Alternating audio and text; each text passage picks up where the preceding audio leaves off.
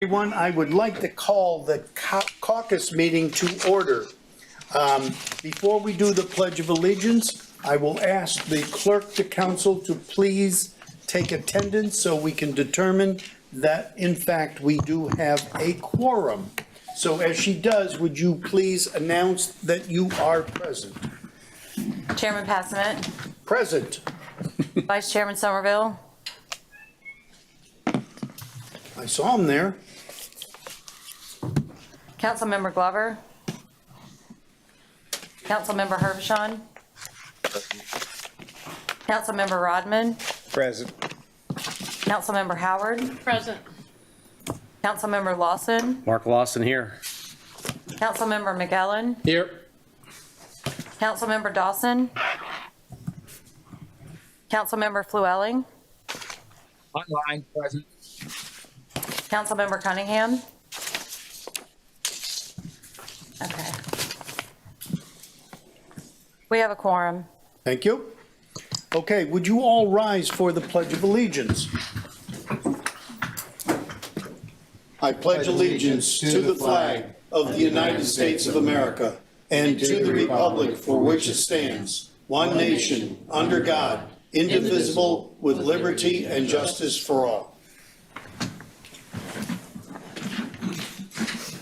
Public notice of this meeting has been published, posted, and distributed in compliance with the South Carolina Freedom of Information Act. I would ask a member of council to make a motion to approve tonight's agenda. So moved, Mr. Chairman. Mr. Rodman makes the motion. May I have a second? Second. Mr. McKellen makes the second. Without objection, tonight's caucus agenda will be approved, and I see no objections. Our next item is to review the agenda for the council meeting. I hope everyone has had a chance to take a look at it. There may be matters arising out of executive session. That's why item number 10 is on there. Mr. McKellen, you're going to do the presentation recognizing the Mosquito Control Awareness Week? Yes, I am. Okay. We have the minutes that are going to be approved. Committee reports. Is there any member of council wish to make comments about the consent agenda or upcoming meetings or their committees? No. I would like to make one comment about stormwater committee. Will be upcoming on Wednesday. Very good. Everybody has had a chance to take a look at the consent agenda. No one feels an obligation to remove any item or items from the consent agenda? Okay. All right, let's take a look at, I have a question about. yes, sir. Is there an accommodation being made tonight for a presentation by the senator from this district? At the citizens' comments before we begin discussing anything. That's when We'll you'll give do the it? appropriate time for him to do it. Okay. Okay? Yep. All right, the agenda itself is short. And you can see that we'll be able to have a healthy discussion about a couple of different items. Okay. Any other comments before we move on and go into executive session? We do have several items in executive session that could take up to an hour and a half. So if there are no further questions, concerns about the council meeting itself, I would ask a member of council to approve us going into executive session. So moved, Mr. Chairman. Mr. Flewelling makes the motion. A second, please. I'll second.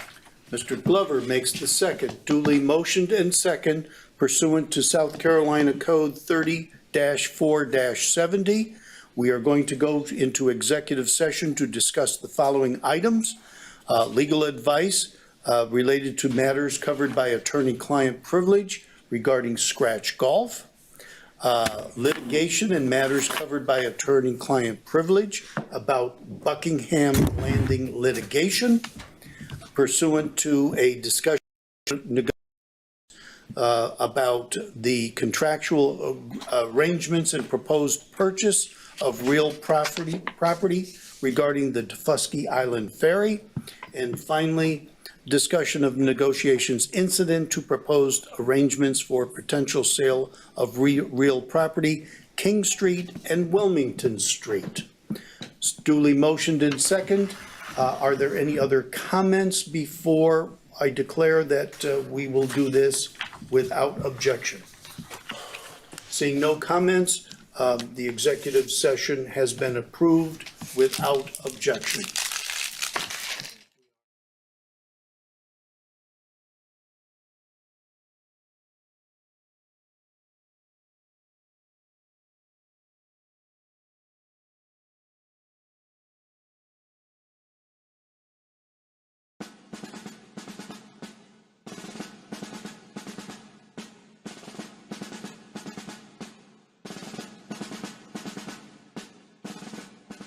Fort Fremont closes out a 350-year legacy of coastal fortifications in Port Royal Sound, beginning in the mid-16th century. It also represents the closing chapter of America's coastal defense system before the dawn of air power. Fort Fremont is an example of the most advanced military technology of its time. It would parallel the B-17, an aircraft carrier of World War II, the F-35 of today.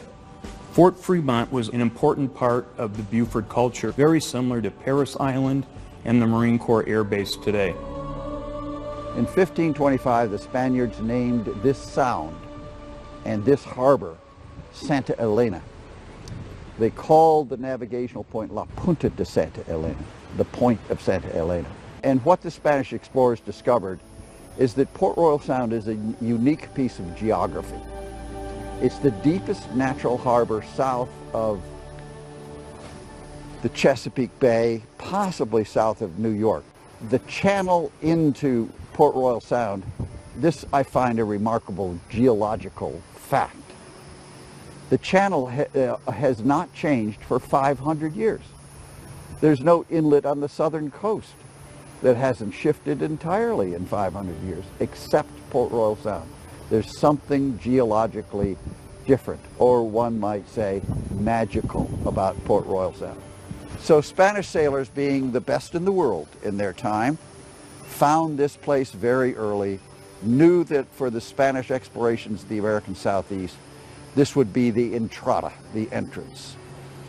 And so they built a city across the river, across the sound from where we are on Parris Island. It became the first capital of Florida. And they explored the backcountry from this location for more than a century with the object of building a highway from this magnificent harbor to Mexico City. So the Sound was known to the Spaniards. It was known to the French, who actually got here first and created the first Protestant colony in the New World on Parris Island over my shoulder. And that colony was a failure. The Spaniards replaced them. It was part of Spanish Florida when the English arrived 150 years later. And this became, as a consequence, a battleground in the 18th century between Spanish interests in Florida and St. Augustine and the English colony in Carolina and in Charleston. And back and forth these wars went, many of them naval wars, many of them employing, as all the sailors knew by then, the magic of Port Royal Sound. When the Civil War came, Confederates defended the harbor, but it was basically indefensible against large naval forces. So the U.S. Navy made it their principal target during the beginning of the Civil War and sent the largest flotilla of ships assembled by the United States Navy in the 19th century into Port Royal Sound on November 7th, 1861. In a 4-hour cannonade, which would have been deafening from where we're sitting, was heard for miles from Savannah nearly to Charleston. It was called the Day of the Big Gun Shoot. During the Civil War, this harbor that we're looking at was filled with ships. There would be hundreds of ships in this harbor. There was a 1,000-foot dock with a railroad on top off of Hilton Head. The military installation was mammoth. There were 13,000 U.S. soldiers on Hilton Head, which we're looking at. The largest population on Hilton Head until 1974.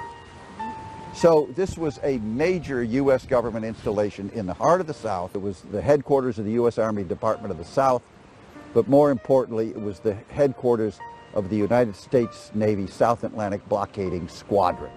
So the biggest ships in the Navy were here. And so it became, and that's really where the story of Fort Fremont starts, with that huge Civil War military operations and installations on Hilton Head, on St. Helena Island, on Parris Island, and in Beaufort.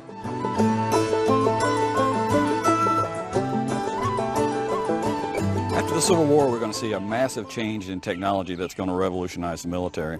During the Civil War, we had ironclad ships, we had rifled cannons, but they were all made out of iron, and they were not terribly effective.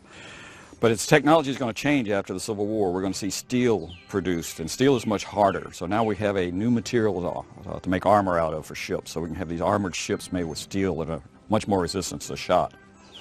Because I have steel, I can make stronger barrels for my guns. I can rifle and machine these much better, and the rifling is the spirals that are cut in the barrel that allows it to shoot further with more accuracy.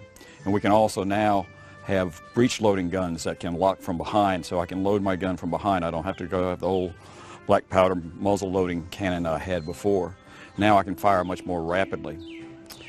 If I compare the gun of 1890 to the guns of 1860, for the same caliber, the same diameter gun, the 1890 gun will be able to fire a projectile that's 4 times heavier, can shoot it 3 times further, can put it in with greater precision, and can put it through much more armor than anything we had in the 1860s. It's a world difference. A military historian, E.R. Lewis, would say that the change between the Civil War and 1890 in artillery technology was the greatest that would be seen since the invention of artillery in the 14th century to the introduction of the nuclear projectile in the 1950s. So there's been a huge change in gun technology.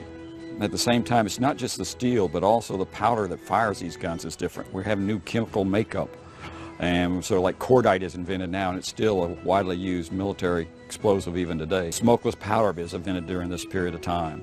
And it's not just chemical composition, but it's the details of how you make the grain, how fast they burn. So much like the skill of firing a solid rocket, solid fuel rocket, it's that same kind of technology that's been developed in these gunpowder and this new powder. So our weapons of this day are much, much greater. They would be the great killing machines of World War I. Most of the casualties on the battlefields of World War I would come from artillery. So the world has seen a huge change in artillery, and that's tied into changes in ships. We now have steel armored ships. They're all steam powered. They are now equipped with these fine long-range guns, and they now become the dominant threat of the late 19th, early 20th century. This is the threat. The French and the English would bombard cities like Cairo and reduce them to rubble because they were unable to defend them. So this is how the world was seeing the threat from this new technology. Big battleships are the threat of the era, and new guns and fortifications on the ground are what you have to defend against them.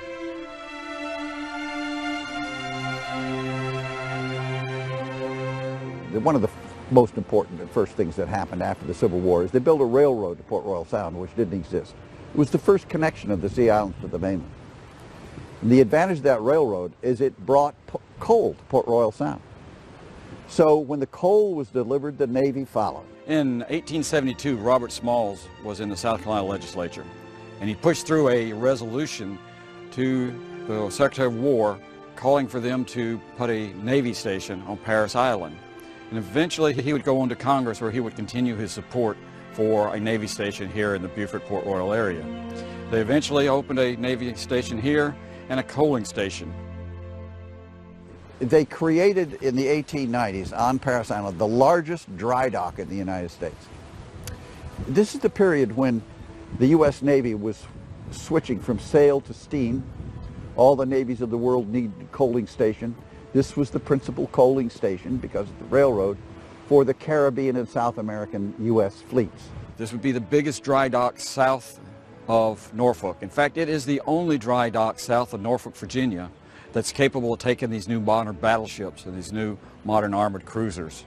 So this becomes, at this point, a strategic Navy base in that it provides coal and it provides top-line support to the ships, and they can repair the hulls of even the biggest ships in the U.S. Navy. Following the Civil War, national strategy and emphasis in the United States shifted to recovery from war, and all of our coastal fortifications went into neglect. The military was busy taming the West, and coastal defenses became something that was no longer important. In the rest of the world, technology is moving forward, and they're developing these battleships, they're developing new high-quality artillery, and this is going on worldwide. And in 1885, President Grover Cleveland appointed the Endicott Board. This was headed by Secretary of War Endicott, William Endicott, and the board would meet and issue a report in 1886, and they said the conditions of our coastal defenses were just unbearable. They cannot be allowed to stay like that. And they made recommendations for fortification and improvements. They identified 29 places that needed fortifications, and 11 of which were critical. In that list of 29, Savannah and Charleston are on the list, but Beaufort is not on the list. It'll take international events to bring Beaufort into the play of modern fort technology.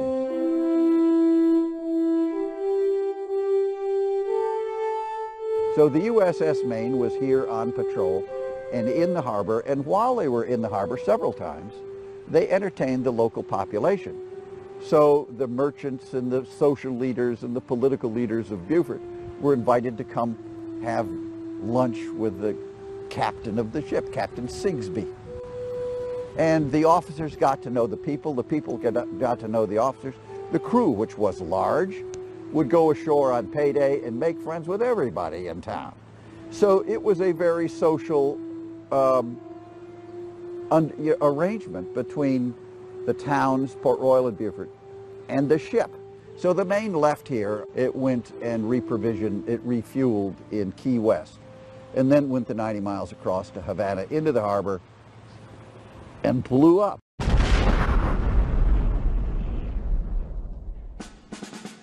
This inflamed the already hot passions both in Cuba and here in the United States. At that point, somebody in the War Department realized that we had this big dry dock, the only dry dock in the South that could take on and repair these big capital ships that were in our Navy. We were going to start operations against a power in the Caribbean, and this fort was totally undefended.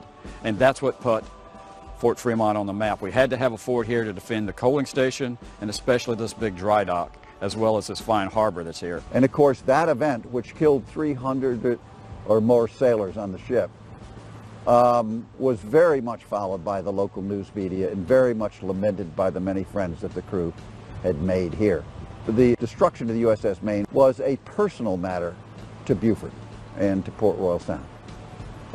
And of course, it was the Spanish-American War and the attempt to defend this harbor again, which led to the creation of Fort Fremont.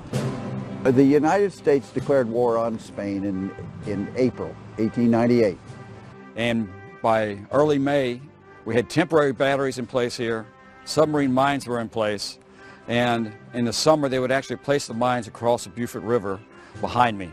The temporary batteries were a temporary expedient. They were located to my left about 1,000 yards.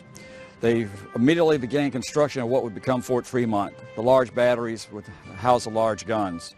Battery 4 Nance, the rapid-fire guns, the smaller battery, was completed by June of 1898. In 1898, everybody in town went to war. They had a naval militia unit, South Carolina Naval Militia Unit, and they were absorbed by the Navy.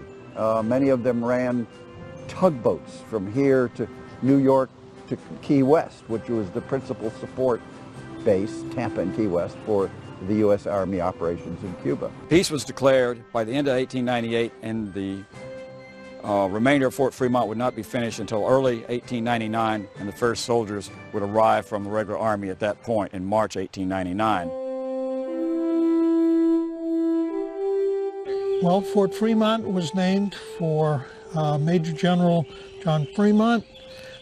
He was actually a local boy, so to speak.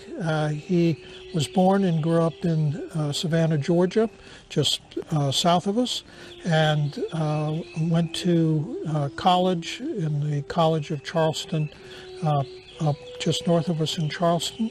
He served in the Army, and primarily initially as a explorer, as Army forts were generally named for Army officers, and he was connected locally. This was more than likely why the fort was named for him. The fort was constructed on a site directly across the river from the Parris Island Naval Station. And the site selected was 170 acres, which included the two artillery batteries.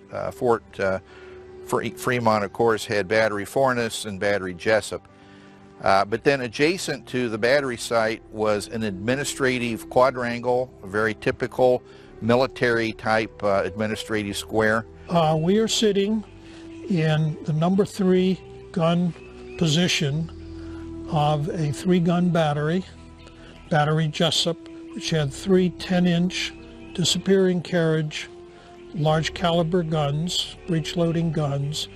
Their purpose was to engage the warships that might be entering the harbor and Port Royal Sound. We're here now at the 2nd battery that was part of Fort Fremont. This is Battery Fornance, was named for Army officer that was actually killed during the Spanish-American War during the Battle of San Juan Hill. Battery Fornance mounted 2 British-made 4.72-inch Armstrong quick-fire guns. They were called quick-fire because they were loaded with a complete cartridge, and in time of action they could fire 4 to 6 rounds per minute. The purpose of Battery Fornance was to defend the minefield, which was the other component of the Endicott Coast Artillery or Coast Defense System. A minefield with controlled mines, controlled meaning that they were connected electrically to shore and could be fired on command from shore. That control station would have been probably shared with the plotting room. And in order to protect the minefield, obviously an enemy would want to interfere with that, might send vessels, small ships in here at night to try to interfere, and this battery would take those vessels under fire if there was suspected that they were doing something to interfere with the mines, such as pulling up the cables and cutting those. The Endicott era fort was a formidable technology. It represented state-of-the-art technology, defense technology of its time against the state-of-the-art threat, which would be the battleship.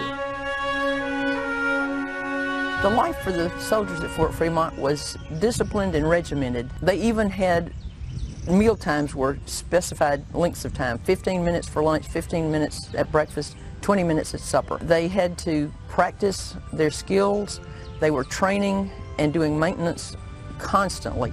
If you can imagine, with these big guns, they had to have skills and practice the skills in artillery, mine laying, signaling, which involved, in our case at Fort Fremont, the use of the fire control tower, which was a pretty sophisticated and advanced signaling technique. Then they also had to practice the typical military skills, marching and drilling, small arms fire, first aid, and so forth. In addition to that, they also had participated in athletics. They had physical training, PT, and they also had sports teams. So this was to keep them physically fit so that they could continue their duties, because it was pretty rigorous at Fort Fremont.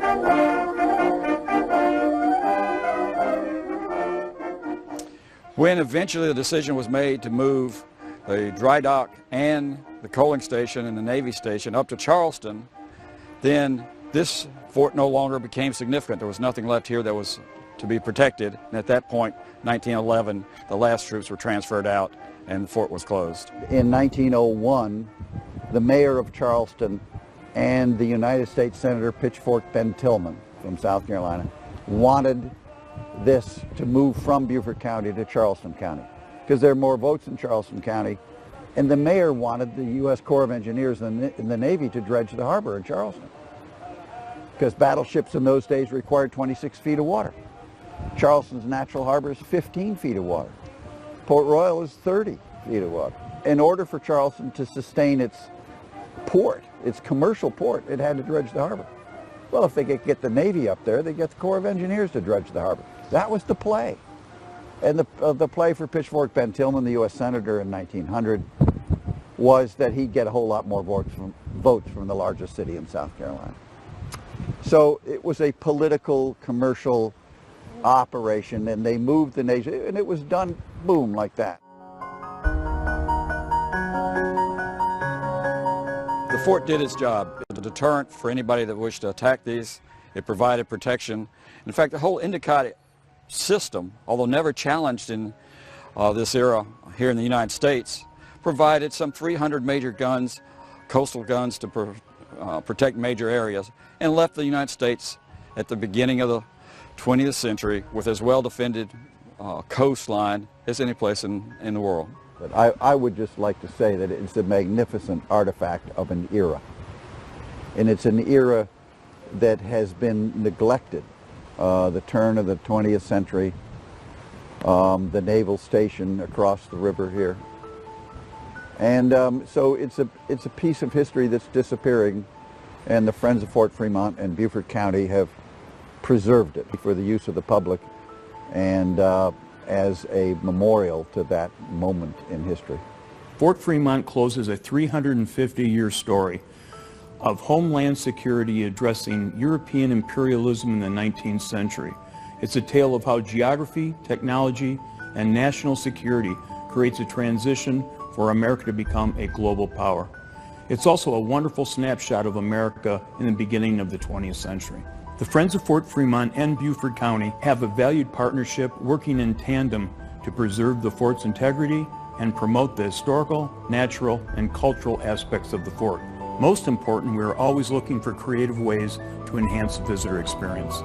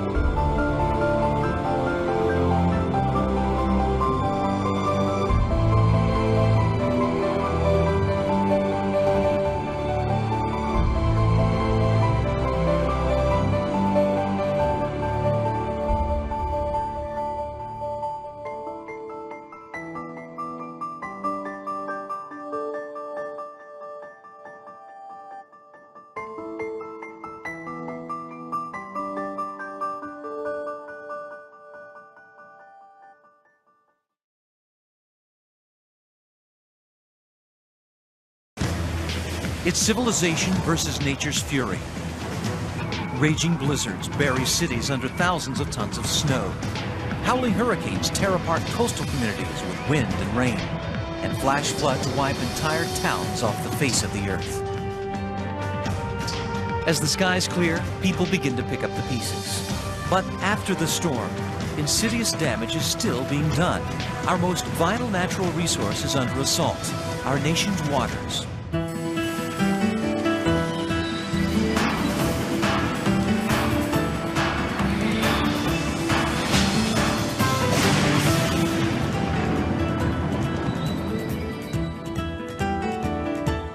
We're at the Chattahoochee Nature Center, and we're trying to find out what a watershed is. First victim. I need you to tell me what a watershed is. Do you have any idea? Watershed? A watershed? Where people go to the bathroom? Sweating, I guess. Something to do with sweating? Uh-huh. Like after you run, when You perspire, yeah. and then you shed it? Uh-huh. We wanted to ask you if you knew what a watershed was. A watershed? Yeah. Is it kind of like the rain? Do you know what a watershed is? A shed that holds water. Come here for a second. I want to ask you something. Do you know what a watershed is? No. No. Do you have any idea? What do you think it has something to do with? I don't know. What a watershed is? Yeah. That's just a drain pool, I guess you'd say, or the drain area. That's where the rainwater drains into the river. Correct. That's a great answer. A watershed is that area of land that drains to a body of water, be that if it's a river, a stream, the ocean, an estuary, a bay. Wherever you live drains to some water body, and you live in a watershed. So everyone lives in a watershed. And in this modern industrial age, our water sources are becoming more contaminated with each passing year. The biggest water quality problem that we have in the nation today is polluted runoff. All water east of the Continental Divide drains to the Atlantic, while water west of the divide flows to the Pacific. And one drop of rain can cross many different watersheds along the way. As runoff flows into rivers, streams, and storm drains, the water picks up trash, dirt, bacteria, toxic chemicals, and fertilizers, creating a soup of pollutants that is extremely hazardous to the environment. And the consequences of polluted runoff exist worldwide. The UN estimate is that there's about 1 billion people on the planet right now who don't have adequate access to fresh water. 97% of all water on Earth is salty ocean water. Of the remaining 3% that's fresh, over 2/3 is frozen in glaciers and polar ice. That leaves less than 1% of all the planet's water for our use. I predict in the future that some of the U.S. water needs are going to come through pipeline because we have just overused our supply. To address the complex threats facing U.S. water resources, the Environmental Protection Agency recommends adopting a watershed approach. We're trying to reconnect some of the river. It's a method that looks at each watershed for its own unique set of environmental challenges and solutions. In many cases, people mistakenly identify large discharge pipes in the water as the problem. But that may not be the problem. It may be coming from agricultural runoff. It may be coming from stormwater runoff over parking lots and impervious surfaces. Every watershed is different, and you need to look at each watershed in its own terms and then think systematically about how you remediate, how you clean up that watershed. In California, the Santa Monica Bay watershed drains a dangerous amount of polluted runoff after each storm. When it rains, literally the whole residue of urban living ends up getting washed into the storm drain system and ends up going straight into the bay on Santa Monica Bay's beaches with no treatment whatsoever. It's actually like a giant toilet flushing because all of the pollution, the dog mess has been building up and building up and building up. When it rains, it just flushes into the storm drain and goes directly into the surf. In 1996, the Santa Monica Bay Restoration Commission proved there was a link between the contaminated runoff in the Santa Monica Bay and reports of illness afflicting people who swim there. What we did find was at the outlets of storm drains, no matter where they were up and down the bay, if there was a flow of runoff into the surf zone, those people that were swimming in those areas definitely experienced higher incidences of illnesses. The pollutants in the water affect surfers because we're actually the indicator species with all the pollutants. When we are in the waters, we're ingesting it through our skin and our mouth. Even if people don't take a swallow of water, it's still getting into our systems, our ears, any orifice in your body. And it causes infections, it can cause colds, sore throats at the very least. I wouldn't want to swim in water that's got those diseases in there, just floating around, making more diseases. I've seen it pretty much as bad as it can be. I've seen crap floating out in the water, literally. Generically, we call it fecal coliform. More specifically, you might know of it as E. coli, salmonella, or enterococcus. Whatever's in poop. There's times when it tastes funky, for sure. Every day, the city and county of Los Angeles perform a battery of tests to keep the public informed about water quality in the Santa Monica Bay. Cesar Arzadan begins the monitoring process each morning by taking a series of coastline water samples. Then it's back to the lab for analysis. Most of the bacteria that you're going to see, it comes from feces. And when you put it under the UV light, you're going to see a different kind of color. It's a fluorescent sign that there is a bacteria, and that one is called E. coli. That one definitely is feces from animals, or it could be humans also. The results are reported to the health department, and beach warnings are posted as necessary. The number of beach postings has decreased, and 85% of the beaches that have been monitored in California have received either A or B grades, and that's significantly different than 4 years ago. But while progress is being made in California, the harmful effects of polluted runoff are a growing concern everywhere.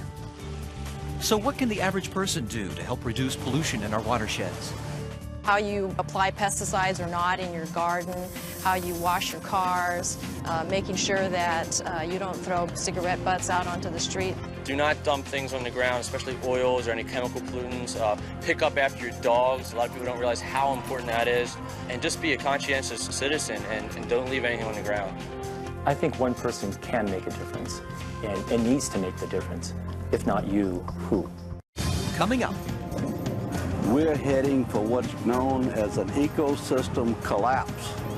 Can the Gulf of Mexico be saved from polluted runoff?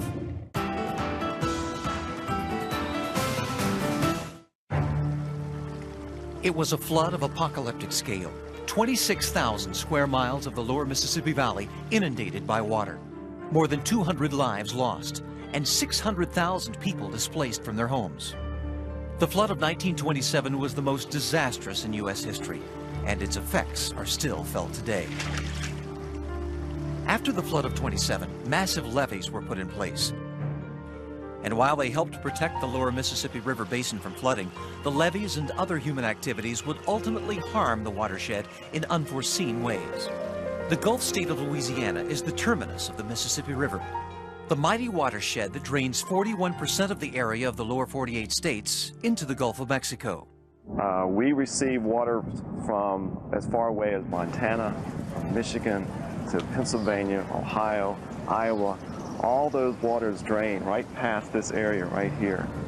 But by the time all that water enters the Gulf, it has accumulated enough contaminants from polluted runoff to create an enormous hypoxic zone, an area of water lacking in vital oxygen. The size of the low oxygen zone in the Gulf of Mexico is about 9,000 square miles. That's equal to the size of the state of New Jersey. The shortage of oxygen is killing fish and other sea life and could potentially have a devastating effect on the regional economy. We are the largest navigation port in the United States. We are the second largest in the world. We have the largest fisheries in this country. When we was crabbing, a lot of times all our crabs will be dead and we can't even sell them. The reason hypoxia should be of concern to most citizens in this nation is because it's a sign. It's a sign of the degradation of our water resources.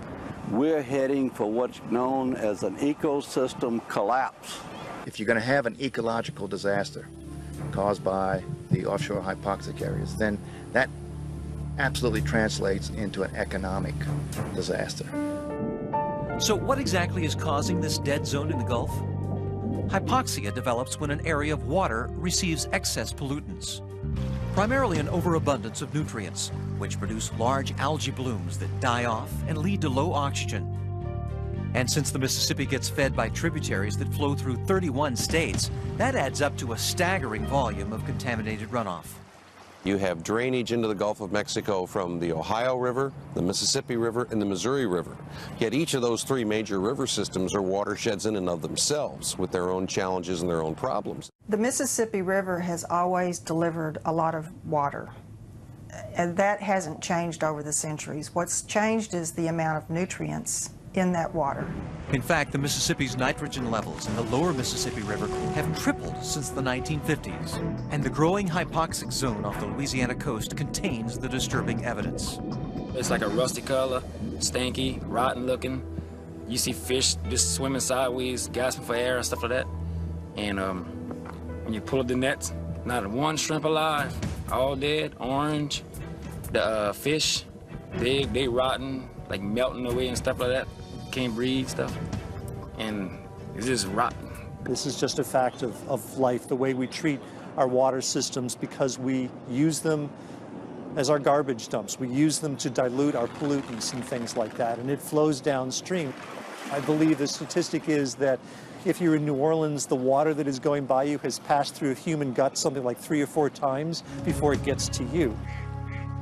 Incredibly, Louisiana boasts a natural resource that removes pollutants from the draining Mississippi, the once abundant wetlands. Plants that grow in wetlands produce these wonderful filters for everything that is coming into them. They trap sediment, they tempt chemicals, and what leaves the wetlands is much, much cleaner water. Wetlands also provide an important habitat for birds and other wildlife. Sadly, the Louisiana wetlands are quickly disappearing. Coastal Louisiana has lost about 1.2 million acres of wetlands in the last 100 years. When we levied off the Mississippi, it cut off the Mississippi River water from the marshes. In addition to the levees, a network of man-made navigation channels is also compromising the wetlands by allowing salt water to seep into the marshes. Once that salt water travels up these channels and overflows the banks of these channels out into freshwater systems, such as this cypress swamp, that salt water sits out there around the roots of these trees and kills them. They cannot survive salt water. They're freshwater plants. Eliminating the hypoxic zone will take more than saving our wetlands. Reducing nutrient runoff in the Mississippi River watershed is the heart of the problem. It's an issue involving over half the states in the nation and a vast array of industries, particularly farming, which uses nitrogen-rich fertilizer to grow its crops. Fertilizers are helping the United States produce the food for the world, but there is such a thing as overuse. There are scientists who have done the analyses and predict that you could reduce fertilizers by about 12% without reducing crop production and see a significant decrease in the amount of nitrogen going into the Mississippi River. Experts say the first key to changing behavior is raising public awareness. We all live downstream of somebody, and we all live upstream of somebody. So what somebody else does in their watershed affects the water that I receive, and what I do in my watershed affects the water that somebody else receives downstream. If we don't clean up our act, our water resources, which we simply cannot live without, will be ruined. Coming up, can the water supply for 9 million New Yorkers be saved from the ravages of polluted runoff?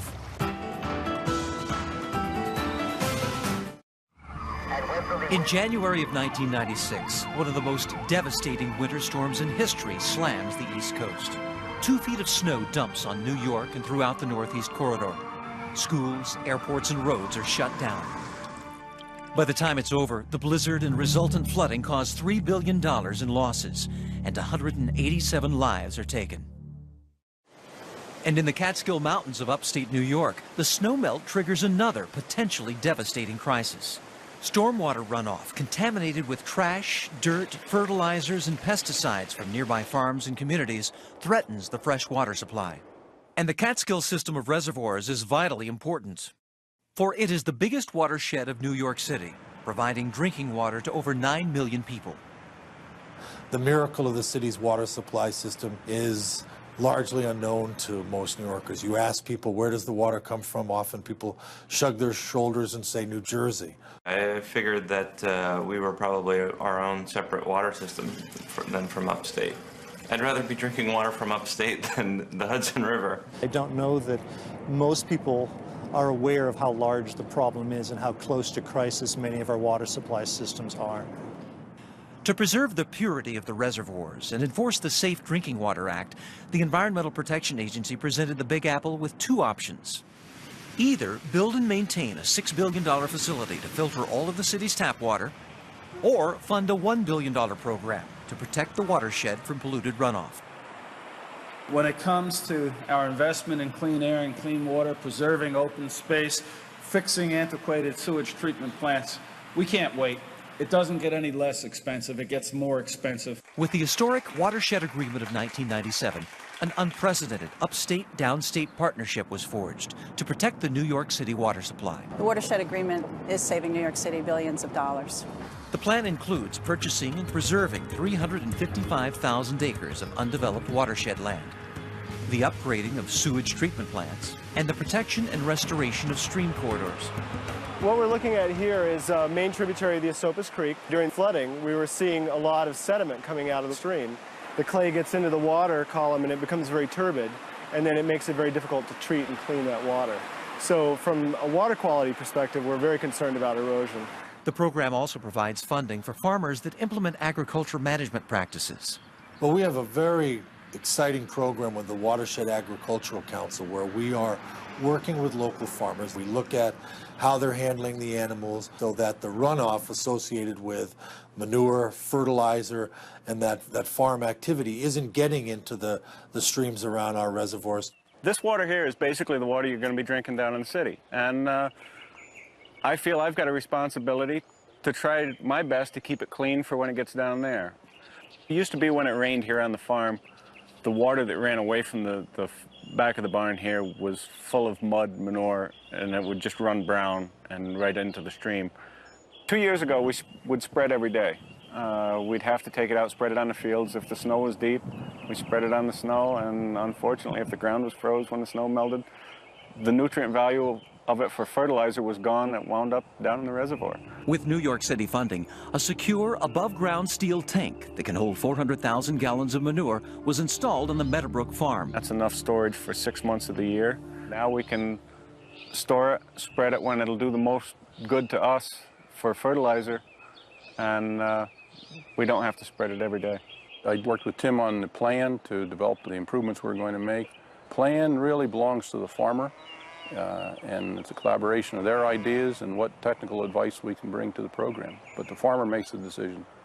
It's a program that seems to make everybody happy. Here's to the farmers who are working so hard to make sure we've got clean water to put in our coffee. To guarantee the city's water supply is fresh at the tap, comprehensive tests are performed by the New York City Department of Environmental Protection, both in the lab and at over 1,000 sampling stations throughout the city. New York City has probably one of the most extensive water quality monitoring programs in the nation, if not the world. We're sampling every day, 365 days a year. I've been drinking this water for 53 years. Nothing else. Best water in the world. New York City, straight from the tap to my lips. Coming up, the future of our water supply remains at risk, but there's something everyone can do to help protect it. Find out how next. To keep our watersheds free of pollutants will require the actions of every citizen, community, and business. Paved concrete surfaces, asphalt, parking lots, sidewalks. The question is, do we need to have as many as we do? Because to the extent that you have too much impervious surface, the water is not retained on site. It doesn't soak into the ground. It runs off, picks up speed, carries pollutants and contaminants into the water body. One strategy for preventing stormwater runoff is occurring at the new Ford Rouge Center in Dearborn, Michigan. This remodeled truck plant is covered by a green roof the size of 8 football fields. Planted with a porous ground cover, it reduces the amount of polluted runoff released into the watershed. The thing that tends to get the most attention is the 10-acre green roof, but that's really just part of a philosophy that if an area does not have to be paved or built upon, it's going to be green space. And communities are also implementing green space strategies, such as rain gardens. They sloped the lot in such a manner that all the flow goes towards this landscaping, where basically the polluted runoff can percolate into the ground and get filtered, rather than going straight onto the street, into the storm drain system, and really a very simple approach to cleaning up our runoff in urban areas. But perhaps the most powerful course of action is individual participation. People need to take responsibility for the state of our waters, and water conservation is one area where they can do that as a committed citizen. All those things your mom told you, take a short shower, don't let the water tap run while you're brushing your teeth. Taking your household hazardous waste to a cleanup and recycling day.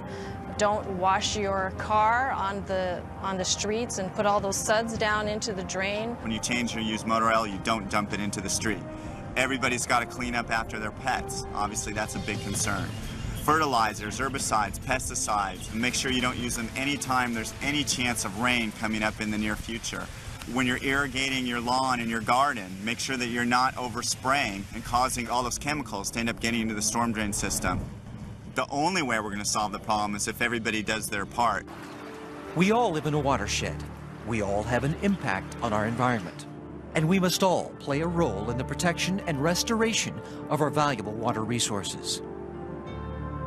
To learn more about how you can get involved and to get a free brochure called After the Storm, visit epa.gov/Weather Channel.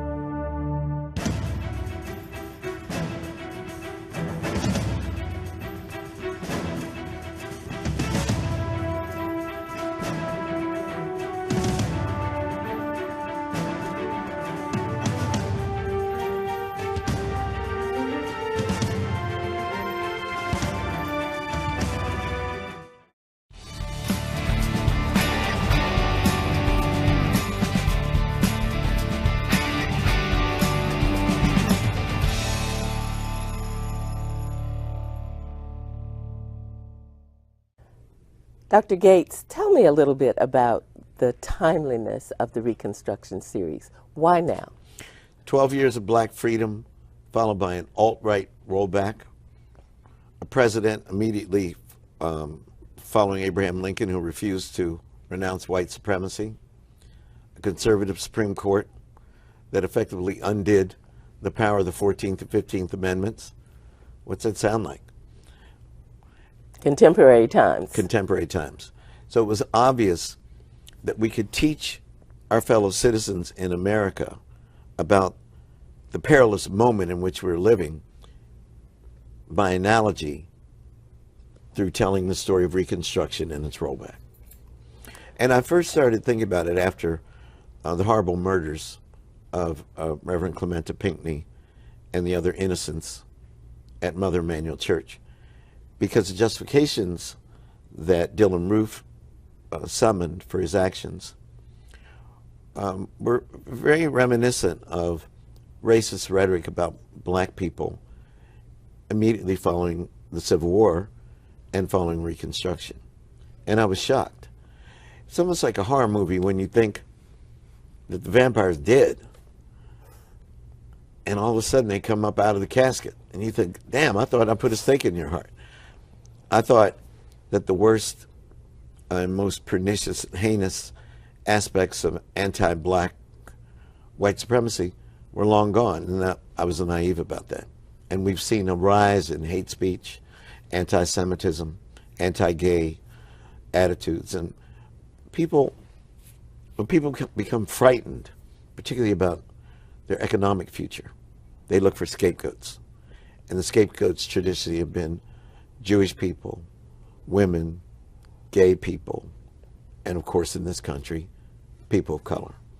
So it's a moral, a lesson. Let's don't go back to what happened with the rollback to Reconstruction. Reconstruction is such an important part of American history, and yet it is so misunderstood. Why is that? Why is it that we don't have a better understanding of this period and what it actually meant? Well, W.E. Du Bois wrote a book in 1935 called Black Reconstruction. And one chapter is called The Propaganda of History. And he analyzes how white historians had written about Reconstruction. And that was part of the rollback, to create a mythology of black incompetence, that black men had been elected to office and couldn't properly serve, that black voters had been manipulated by northern scallywags and carpetbaggers, that basically they were tools and pawns, that they were dishonest.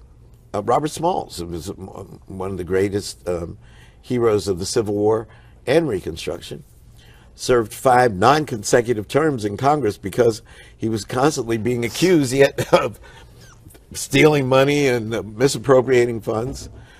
There was a mythology sanctioned by the discipline of history located at Columbia University called the Dunning School, led by historian Professor Dunning. And they found every way to traduce the achievements of black people. And that has only been undone by historians since Du Bois published Black Reconstruction, and most notably under the leadership of another Columbia professor, Professor Eric Foner, with whom we made our Reconstruction series. He was our chief consultant. Plus, we have over 40 historians doing modern cutting-edge scholarship on Reconstruction, whom we feature in the series. So it's very much a collective series, and it's very much a counterpoint to the received interpretations of Reconstruction fabricated by the Dunning School. Well, for us, this is the Foner School. The Foner School. For us in South Carolina, it has a very special meaning. Why is the state of South Carolina so pivotal to an understanding of Reconstruction? South Carolina was ground zero for Reconstruction because it was a majority black state.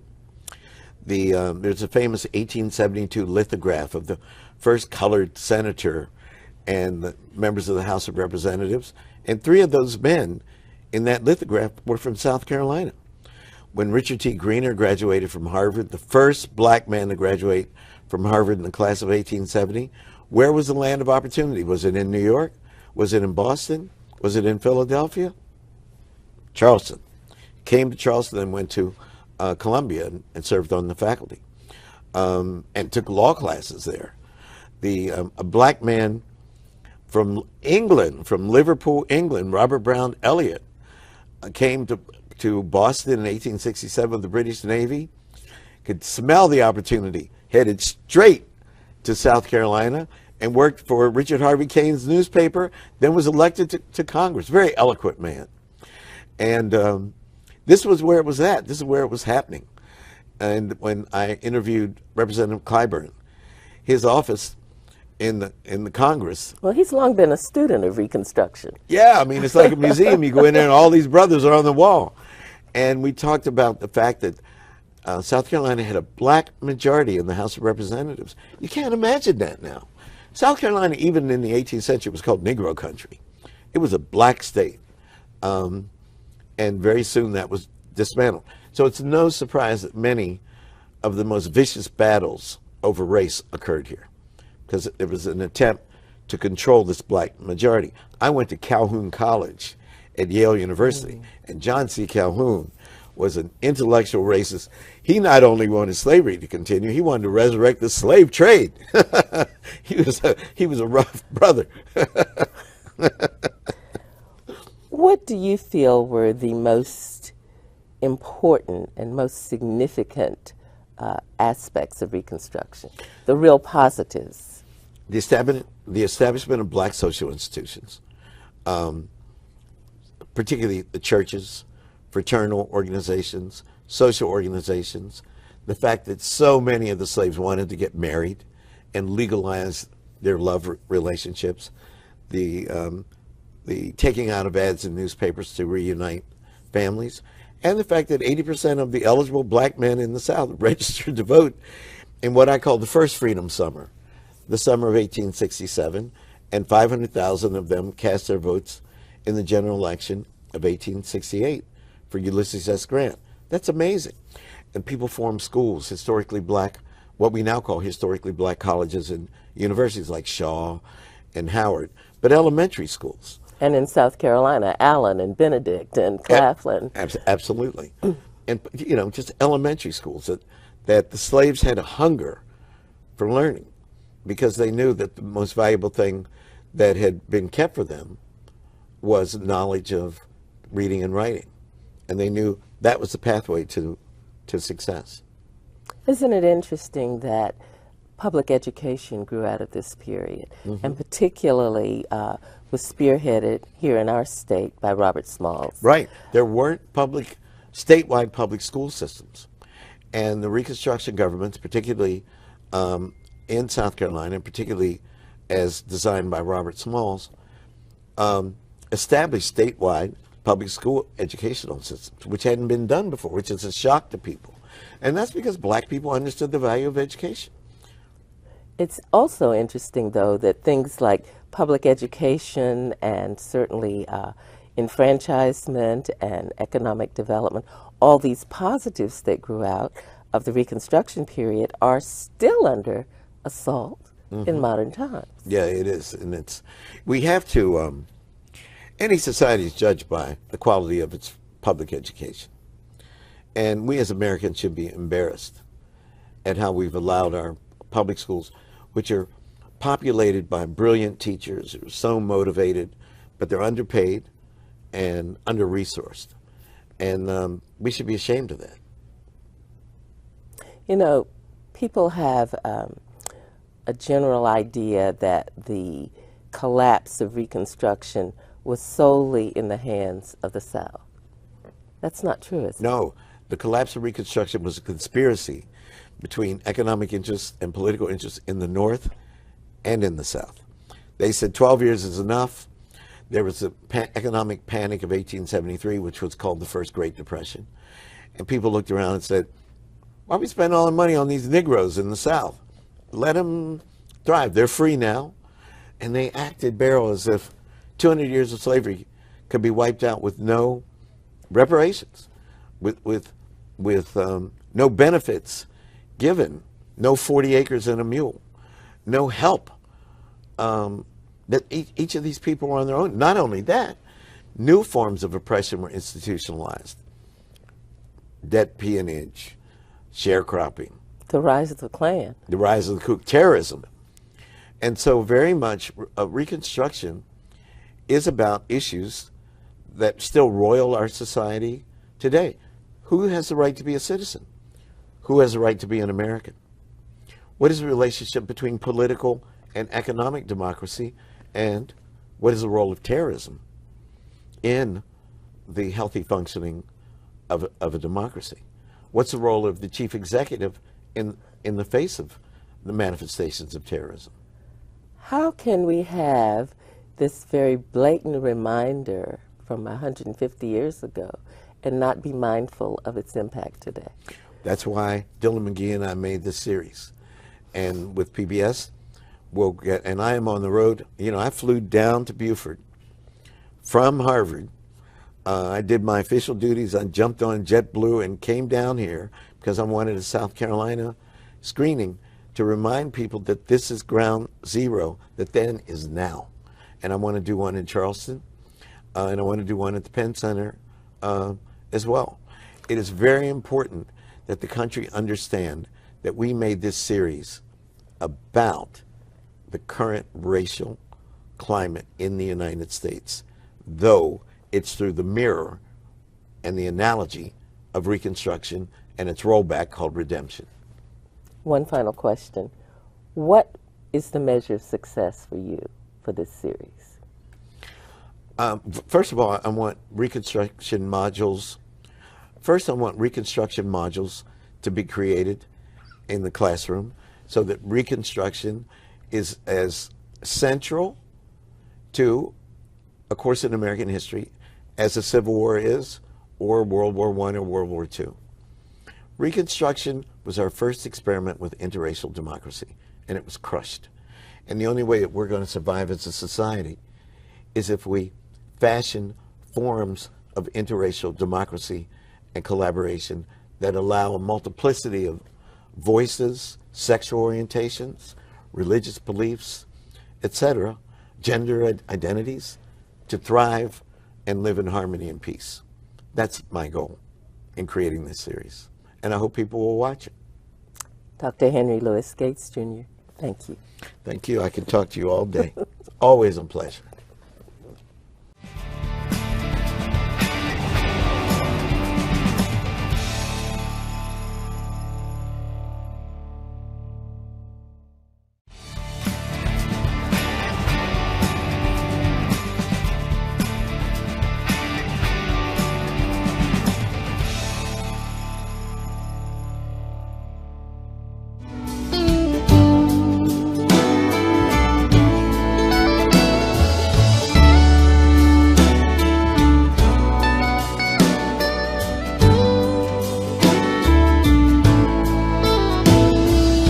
Good afternoon, everyone. I think it's my turn. Is that correct? Is it it my turn? All right, all right. There are so many people here today, and it's, as I've said to so many people here today, there's so many of you who have been involved in this. And as we go through today, we want to try to recognize as many of you as we can. If we miss anybody, I want to apologize in advance, because I know that there are lots of people that are, maybe we're going to overlook, who had a large part in this. But anyway, let me start off, say good afternoon, and thank you for coming out to this grand opening, and welcome to the long anticipated, I think that's reasonable, long anticipated opening of Crystal Lake Park. It's been in the works since what, 2005, I think? So it's long anticipated. I want to make a few comments about the history and the long voyage that many of you have made or been on in order to get to this point today for the grand opening of this 25-acre passive park that Beaufort County has invested about $3.5 million in of your tax dollars. Putting the pieces of this park together took over 5 years. The first parcel was purchased in 2004, and that was a 4.5-acre piece, which included Butler Marine. I don't know how many of you remember Butler Marine. It's where that current building was part of Butler Marine. But that was our first toe in the water, that 4.5 acres. And then the second purchase was from donation was from the Stewart Foundation. I know Dick Stewart's here. The Stewart Foundation donated 8 of the 12 acres we got from them, including the actual lake itself, which was a huge benefit to us all. Another 5 acres was purchased in 2005 from the Dupriest family. In 2007, the Robinson family, we purchased another 1.2 acres. And finally, in 2009, we purchased 2.5 acres from the Catholic Diocese of Charleston, which gave us a complete 25 acres, which is what we have here today. Meanwhile, in 2006, the County Council authorized financial and staff support for the development of Crystal Lake property as a passive park, and progress began in earnest. That was 2005. In 2011, a citizens committee was formed in cooperation with the Beaufort County Planning Department to finalize planning efforts and obtain community input and feedback.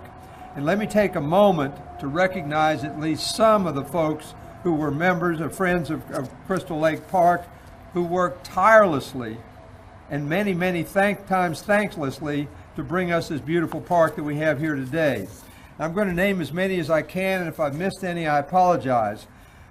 Frank Gibson was treasurer, Peggy Allard was president, Rick Kurtz was involved, Clarence Washington, Joe Allard, Michael Brock, Jim Hicks, who's not with us today. For those of you who are, yesterday we buried his wife, so we understand why he's not here with us today, but he was a huge part of this creation of this park. Margaret DiPietro, I think for the school district, Laura Lee, Pat Harvey with with LIPA and some other LIPA members and supporters, Father Andrew of the St. Peter's Catholic Church, and of course the builders, Beaufort Construction. I believe Leith Webb was the manager at the time to do the building upgrade, and Steve Patterson of Patterson Construction did the boardwalk, and Andrews Engineering was heavily involved, and the architect was Robert Montgomery. The final phase of construction, the boardwalk and trail, began in 2018, and of course the renovations to the Butler Marine building was the first phase of construction of the boardwalk and pier, and that started in 2012. Another group that I want to recognize, 2 groups actually, are the master gardeners and master naturalists who volunteered and planted and maintained the pollinator garden. So let me just start by asking how many start with master gardeners. How many master gardeners? You can raise your hand. Quite a few. Thank you very much. And I know everyone here appreciates the value of pollinators. I have the largest grapefruit orchard in Beaufort County, so I particularly appreciate the pollinators. And then we have the master naturalist. How many master naturalists are here? If you would raise your hand, be identified. Thank you very much for all the work you all have done and continue to do to make this park a beautiful place. The Beaufort County Open Land Trust and the Beaufort County Soil and Water Conservation District began occupation of that building in 2017, and they have been and continue to be excellent stewards of the building and the park. They provide security, they provide orientation, and a lot of services for the folks who come here to see the park. Also want to give a big shout out to the Beaufort County staff members, past and present, who worked tirelessly on this project. Again, I may not get them all. If I don't, I apologize. I want to start with Tony Crisatello, who's standing right there, who was our Director of Development for many, many years, and he was a visionary on this project, and no telling how many hours, countless hours, and sweat and tears he put into this project. And Tony, I want to thank you. Stephanie Najid, who you've seen, I know she's here, there she is, who is our Director of Passive Parks, and who is very actively involved and will continue to be very actively involved in this park in the future. And our engineering department, we had Wes Campbell and Rob McPhee. I don't know if there he is right there. Thank you very much. Thank you for all you all did. And our Director of Properties, Mark Rosenau, I know he's here, and thank you very much.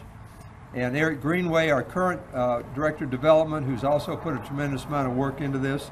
And of course, Patterson's Construction. I think I might have mentioned them already. The green technology that was used to renovate the old Butler Marine building, I don't know if how of you all remember what it looked like, but it needed a lot of help. And we used really green technology, and that was used, and it was so successful that Beaufort County is now receiving refund checks from Dominion Energy. So there you go, it works. Green energy works. Green technology works. And yes, that will be used to offset your taxes, so don't worry about that. So you'll see the small reduction in your tax bill.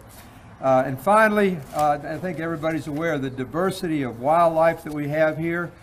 We don't know it all. We have egrets, herons, and hingas, cormorants, migratory and resident songbirds, alligator, and deer that we know of. And who knows who or what else may move in out there, so we'll kind of keep you posted as that develops, and who might take up residence in this beautiful location. But again, I want to thank you all for being here today, and let's cut the ribbon. And I know I'm not going to cut it by myself, so all the people that were mentioned, including the naturalists and the master gardeners and the engineer, everybody just come forward for this process. There's only one pair of scissors, but you can all join in for the picture taking.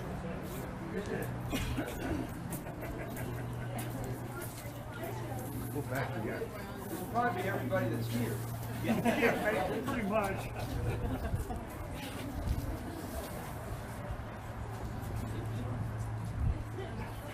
Come here, Piggy. I know you're not all here, Eric Greenway. I can see you're not here. I know you're not here. Master gardener. Mike, you're not all here. Master naturalist. I know you're not here. Come on over here. There's no time for false modesty. Now we're talking.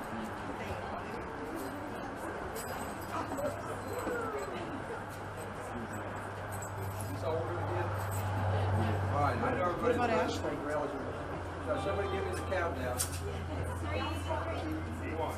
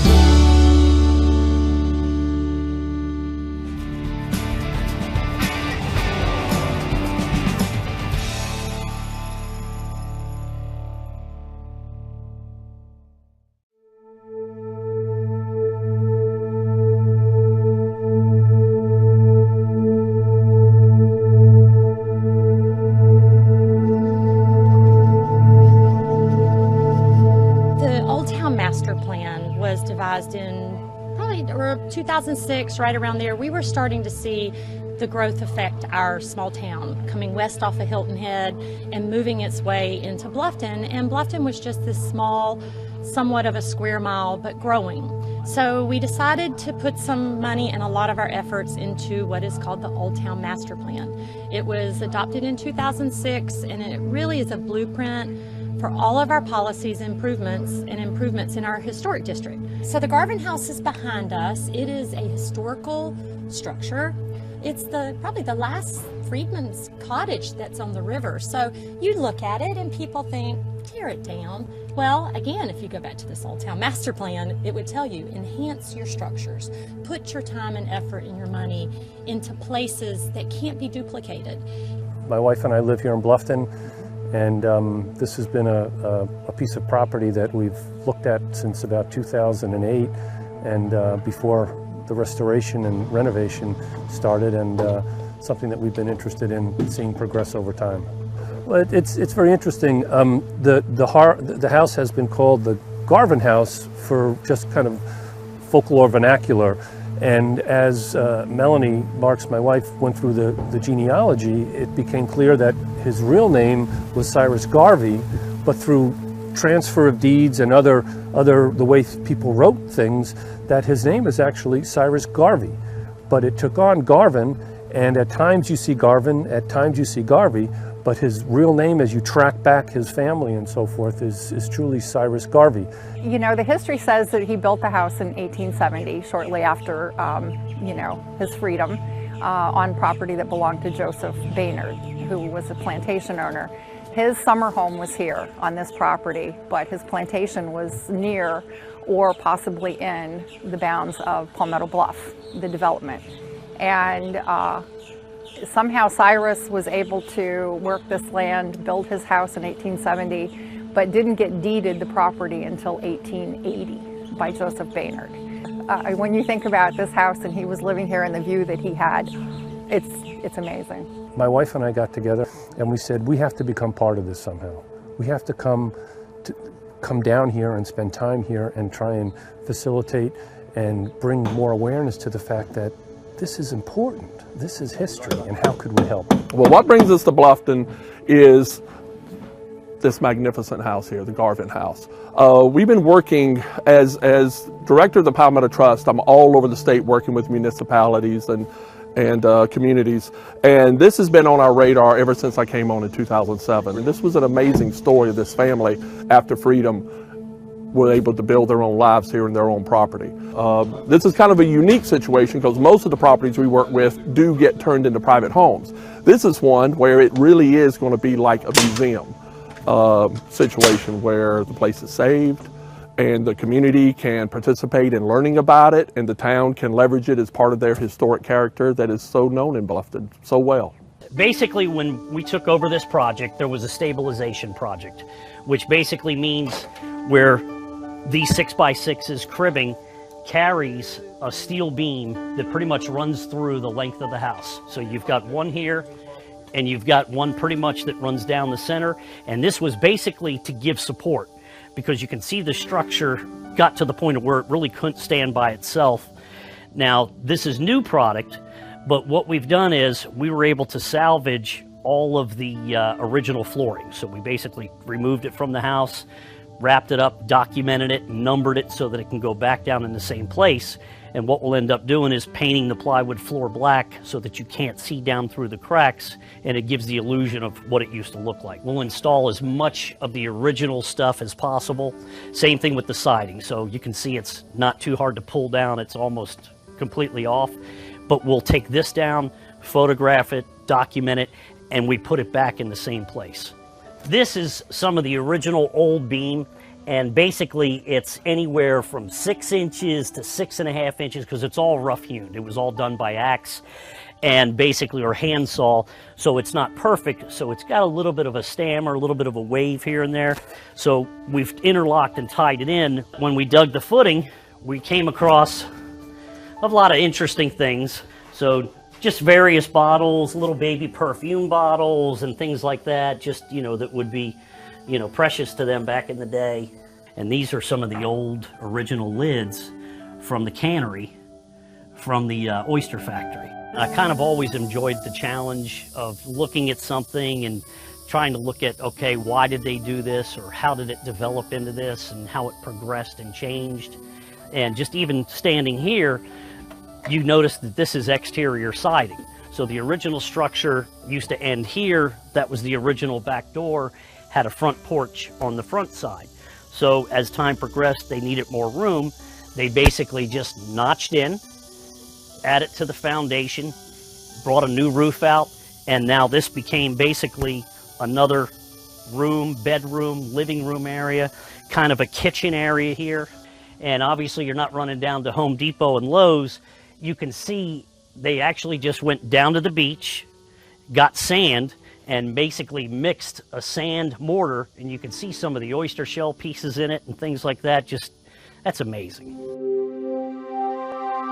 What they would do is basically, because of the fact we've got a heavy-duty foundation like we have now, and this used to be basically what they would do is take a cypress stump, hopefully cypress because it would last longer, and this is 1870, but they would bury this into the ground, and then they would start all of their heavy beam and framing and basically sit on top of this. You have milestones every day, and you think after, I've been doing it for close to 30 years, that, it's different every day and it's a challenge. So we have a staircase that was intact.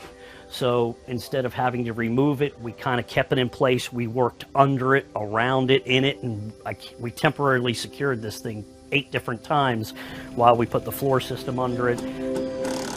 This basically is our racks. So when we actually physically take something off the structure, we want to know where it is and what it went. So what we would do is we would physically remove it, photograph, and then we would go ahead and just label this piece, what side of the house it was on, where it was at, and it basically gives us a guide to put this giant puzzle, back together again. This is a restoration. Most of the type of things that are done are renovation or rehabilitation that allows them to be modern use. We do have modern codes that had to be implemented here because of its public access, but every effort was made to try to ensure it communicated what these people had to build. So we didn't put in these big brick piers underneath that would have been normal. We just using wooden stumps. This is what they had. But everything is worked to give the aesthetic look.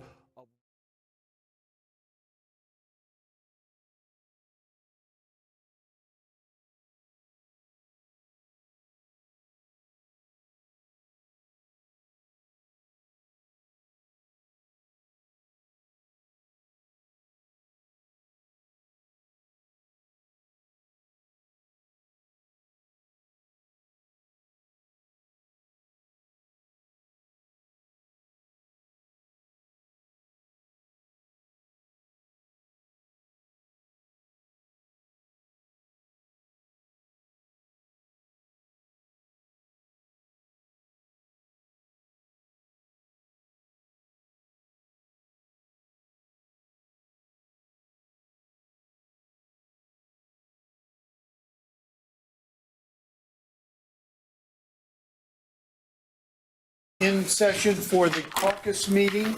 Obviously, we've had a lengthy discussion in the caucus session. There will be a couple items when we get to the meeting, matters rising out of the executive session. Is there any other action to be taken during the caucus meeting? I see none. Therefore, the caucus meeting will be adjourned. We will need a couple minutes to set up for the new meeting.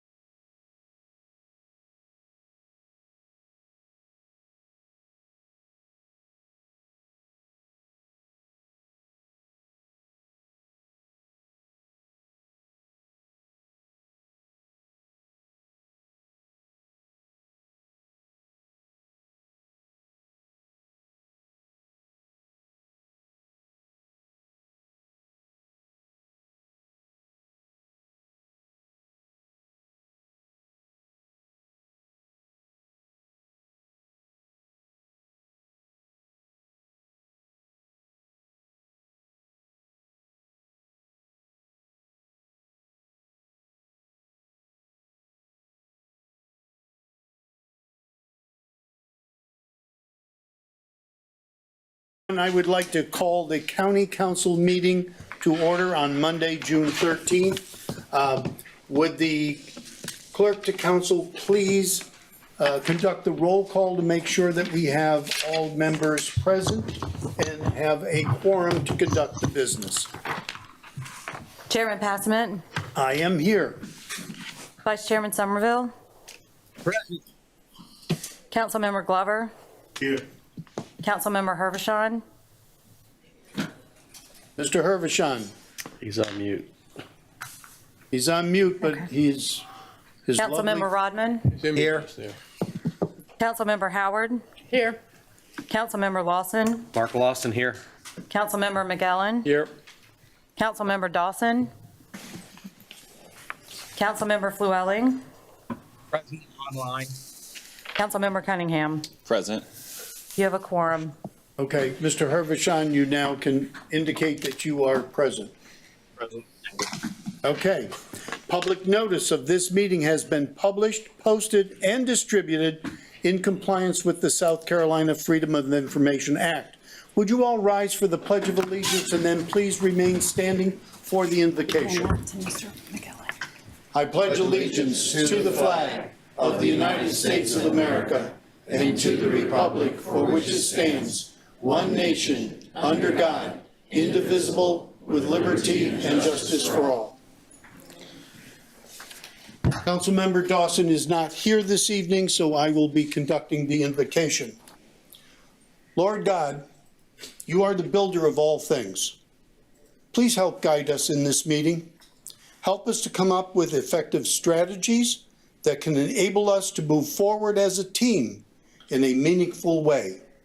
Help us to generate good plans that are practical, sustainable, and easily implemented. Guide us toward the best way to take action to accomplish our goals. Help us to tackle all the topics we need to discuss, come up with excellent solutions, and leave this meeting inspired and on time. Amen. Amen. Thank you. Very good. Thank you. Would a member of County Council please make a motion to approve tonight's council agenda? So moved, Mr. Chairman. Mr. McKellen makes the motion. Second. Logan. Oh, Logan. Okay. Welcome. Makes the second. I'm looking past you. I'm used to that. Okay. Motioned and seconded. The agenda will be approved without objection, and I see no objections. Also, I would like a member of council to approve the minutes of April 25th, 2022. So moved. Mr. McKellen. Mr. Cunningham? I'll second it again. Thank you. Duly motioned and seconded. The minutes of that meeting will be approved without objection, and I see no objection. Our administrator, Mr. Greenway. I'm going to bequeath my initial time to Senator Tom Davis, who's with us here tonight. I'm going to let him go first. And Thank you very much. His time so he can get on the road. Yes, yes. Senator Davis, how are you? Great, thank you. It's always good to see you. Good to see you guys. It's been a while since I've addressed you, and there's some things that have transpired in recent weeks and months, and I wanted to bring you up to date and answer any questions you all might have. The first thing I would say is that on Friday evening, the Senate and House conferees in regard to the budget reached an agreement. The spreadsheets became available. I was a part of working out some of the things that the conferees were grappling with. I wanted to report on some things that I think are of particular interest to you guys up here. There was about $1.2 billion in new recurring revenues in the general fund this year. And by recurring revenues, as you probably know, these are dollars that the BEA, the Board of Economic Advisors, expects to recur year after year. They're not one-time monies. And that's important because what you want to do is fund recurring obligations with recurring funds. You never want to fund a recurring obligation with one-time money. That just creates an annualization that you have to worry about the ensuing year. So of that $1.2 billion in new recurring revenues, here's where the new money went, okay, above and beyond last year's base budget. $280 million was allocated in recurring funds was given to the pre-K through 12 public education system. I mean, that is the largest increase in public education funding in the state's history. It's by far the largest appropriation item in the budget. And among other things, it provides for a minimum of a $4,000 increase in teacher starting salaries. What it also does in an associated proviso is it gives the Beaufort County school districts and all school districts more authority in regard to how to spend this additional money and the existing appropriations. I mean, historically, what the General Assembly has done is they funded K through 12 through these silos, and they say you have to spend it on these certain things. So coupled with this $280 million increase in recurring money is cutting of those strings. And so the local school districts are free to allocate the money the way they think is most efficient. If they think they need to allocate more money toward teacher salaries, they can do so. If they need to do it for some other purpose, they have that flexibility as well. The second thing we did with the recurring money, Secretary Hall, the SCDOT secretary, told us how much money we had to appropriate over the next 6 years on a recurring basis in order to fully draw down all the federal infrastructure money that got passed last year. You heard a lot about the federal infrastructure bill and the dollars. What a lot of people don't realize is in order for the states to fully access a portion of that federal money that's allocated to their state, you've got to put up a certain amount of state money as well. We did that. We put up $120 million of new recurring general fund money for road projects. And that's in addition to all the gas tax revenues that they receive. We layered that $120 million recurring on top. Importantly for us, what that means is I-95 widening and repaving from the Georgia-South Carolina line to the Walterboro exits is fully funded. Okay, so that is fully funded. The environmental studies are being conducted. The rights of ways have been required. The challenge now that it's been fully funded and planned and mitigated is actually getting a road contractor that will start the work. As you might imagine, with all the money that's been flooding into the public sector for road projects, the demand for road contractors is through the roof. And so right now, the projected start date to actually start paving and widening and actually the public seeing the improvements on I-95 won't occur until late next year, okay? That's not because the money isn't there, not because the plans aren't done, not because the environmental mitigation hasn't been done. It's because the road contractors, their work is just piled up. However, talking to Secretary Hall, hopefully that bottleneck over time goes away as contractors start to staff up, hire more contractors. Maybe we can move that start date on I-95 expansion and repaving a little bit sooner than that. We've also taken a large chunk of that money, $710 million to be exact, to lower the top marginal income tax rate immediately from 7% to 6.5%. It also fully exempts military retirement income from state income taxes. So like our sister states of North Carolina and Georgia, veterans or retired military personnel in South Carolina, they will not have their retirement income subject to the state income tax. That was also a priority item. We also took $100 million of that new recurring money to lower the manufacturing property tax assessment ratio from 9% down to 6%. As you'll recall, a couple years ago, we took it from 10.5% assessment ratio down to 9%. This $100 million that is being dedicated on a recurring basis will take it from 9 down to 6%. The reason for that is, a lot of these large corporations have the ability to negotiate fee in lieu of taxation agreements with county council, so they don't have to bear the brunt of that high assessment ratio.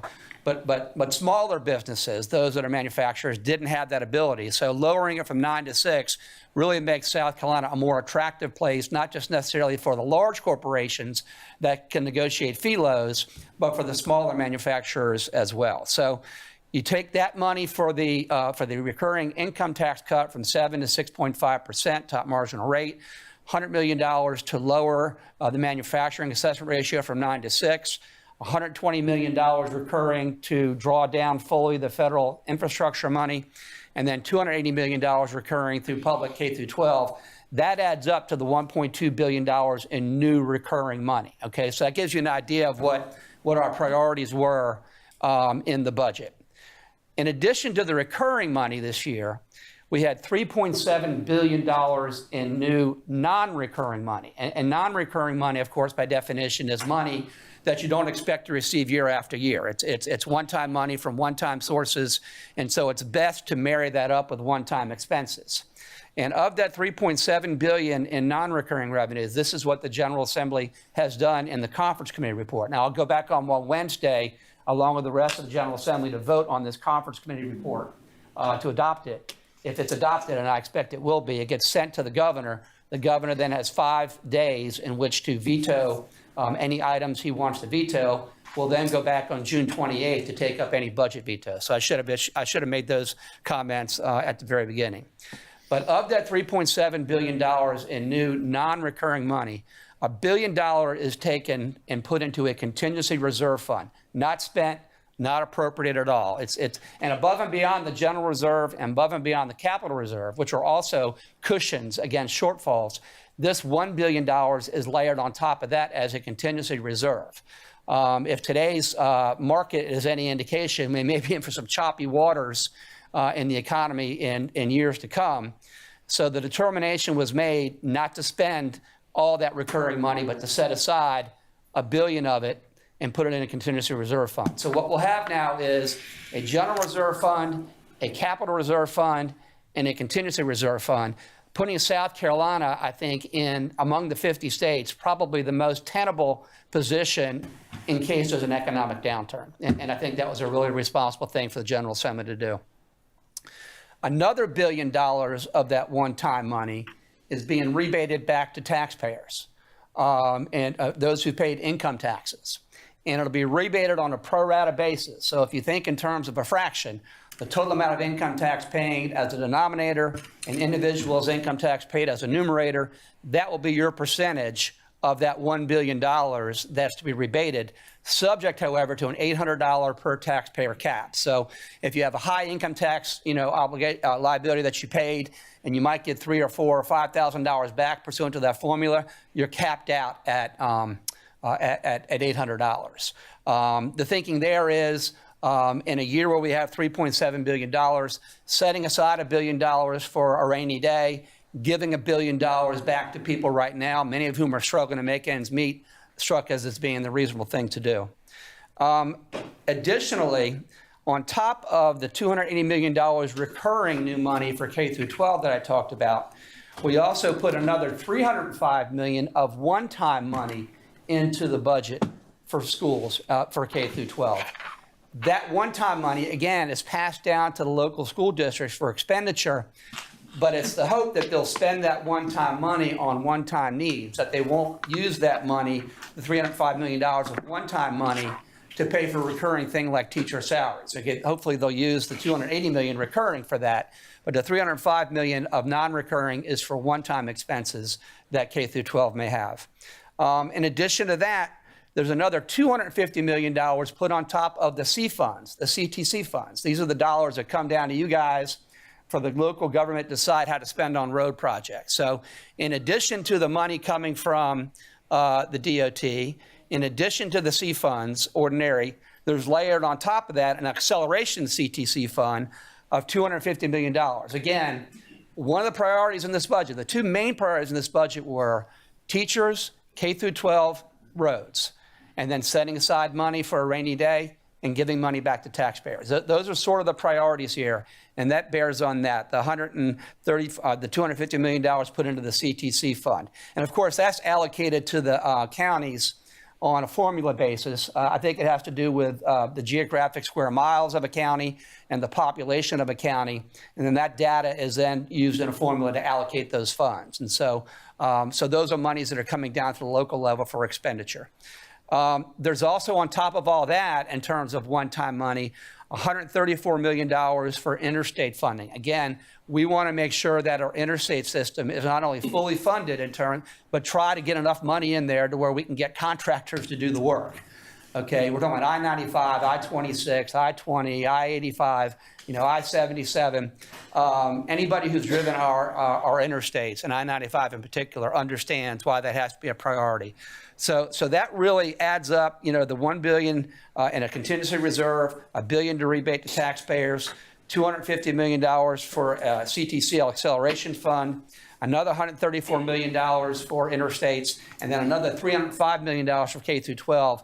That pretty much exhausts that one-time money. So you can see what our priorities are in regard to the recurring and non-recurring funds. Now, after Beaufort County in particular, I'm speaking in statewide terms earlier. Now I'll talk about for things that are of particular interest to you guys here. Beaufort County pre-K through 12 saw a 10% increase in state appropriations. Okay, so the state appropriation last year was $41.7 million. It's now going to be $45.7 million. So a 10% increase in the amount of state funds coming down for K through 12 education. In addition to that, USCB, we got them up to 100% funding parity. I mean, a few years ago, or when I first took office 14 years ago, USCB was funded at 38% of the statewide average. And you guys will recall, you supplemented a lot of their budget. You had to, because they weren't getting the money from the state to make it happen. They're now funded at 100% parity with every other university. So on a per pupil basis, we're eating out of the same spoon as every other university and college throughout the state of South Carolina. In addition to that, we got them an $18 million one-time appropriation to help them pay for their convocation center and also to pay for certain upgrades and maintenance that they need on their existing facilities. So that was an important, in terms of a capital request and in terms of what the delegation was pushing for, that was one of the top things. And we got a pretty good chunk of it. Secondly, in regard to the Hilton Head Island Airport, we got a $12 million appropriation from the state for the new terminal that you want at the Hilton Head Airport. I think that money then, coupled with what the FAA has committed, coupled with what the Beaufort County Council has committed, I think you may be almost there. I'm not sure. I haven't summed up all those figures. A lot of you may be more familiar with the exact dollar amounts. Of course, prices have gone up since the initial estimates.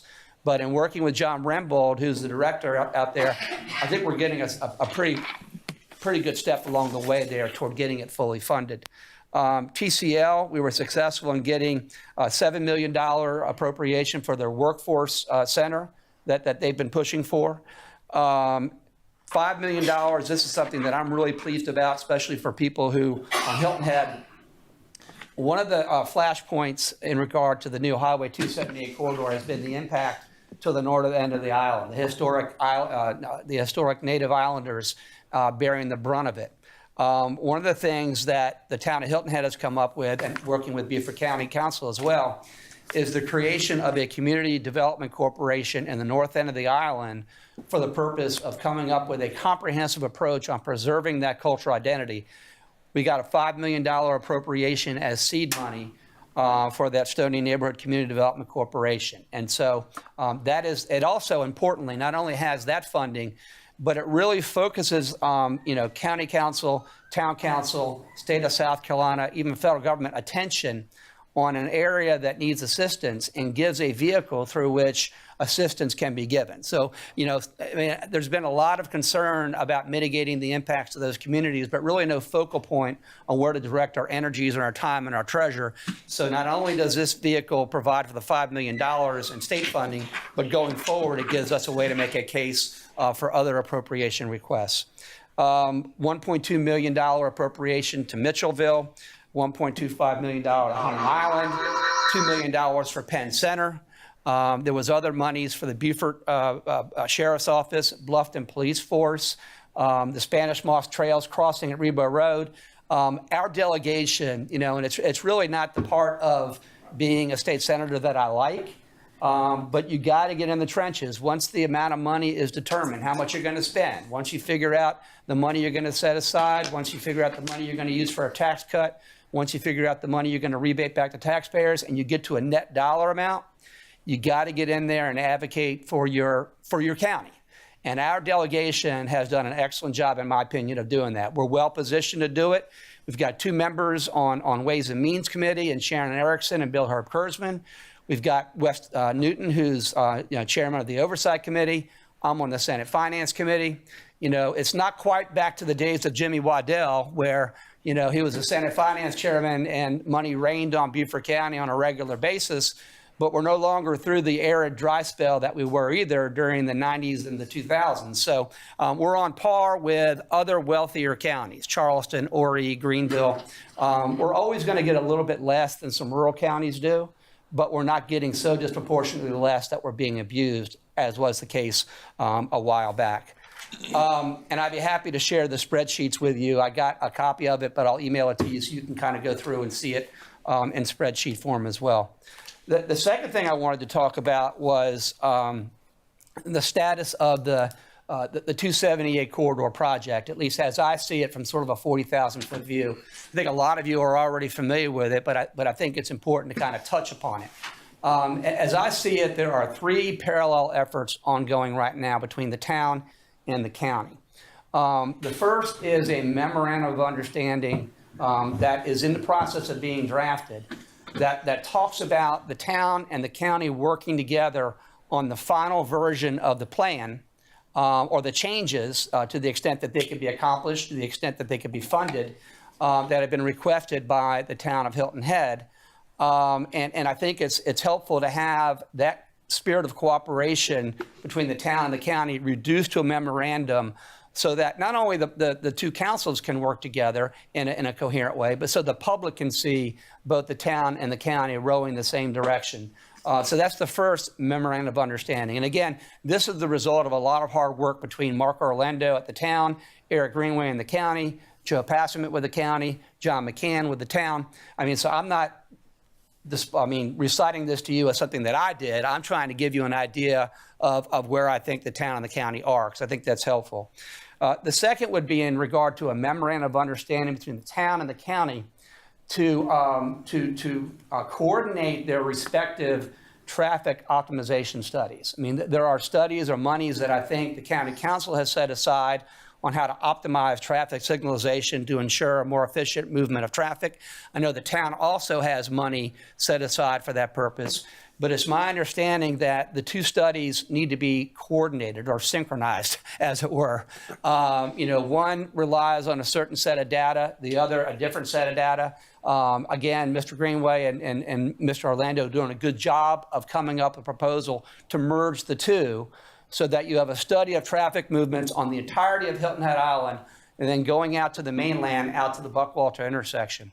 And the reason that's important to be done in conjunction with this overall Highway 278 corridor project is I think that the efficient movement or the improved movement of cars as a result of that optimization of signals will play a role in the final decisions on how you want this 278 corridor to look. Okay, so that's the idea. And then the third thing, of course, is in regard to the Community Development Corporation that we got the $5 million state appropriation for. It's my understanding that the county has an interest in assisting the town with that. And so I've been assigned that task of drafting the first shot at that. We'll then circulate it to the county and the town. You guys will then, of course, do what you want with it because it's your work product. But those 3 things moving together in terms of the design of the bridge to try to get what the town has requested, in regard to the mitigation or to the optimization of traffic signalization, and in regard to the mitigation to the Stony community. If those 3 things are moving in tandem, that sends a very strong message to the public that they're being heard and that all collateral consequences and unintended consequences of this project are being considered. And then the last thing I wanted to mention to you for purposes of you to consider is, and I talked about this, I think, generally a few months ago, but I've always been concerned, not always been concerned, in the last 5 years been concerned at the level of development and growth that's occurring in Beaufort County, and in particular, southern Beaufort County. And the numbers are simply staggering. And I include with that southern Jasper County too, because that's increasingly becoming a part and parcel of what you're seeing in the southern part of the county. The growth affects irrespective of county lines. But just a few data points for you to consider. Between 2010 and 2020, the town of Hardeeville experienced a 212% increase in population. Same period, Bluffton increased by 156%. In terms of Bluffton itself, which is really where most of the growth is occurring, in 2001 it was 1 square mile. It's now 54 square miles. And 92% of those 54 square miles are covered by planned unit development agreements or development agreements. They're going to get built.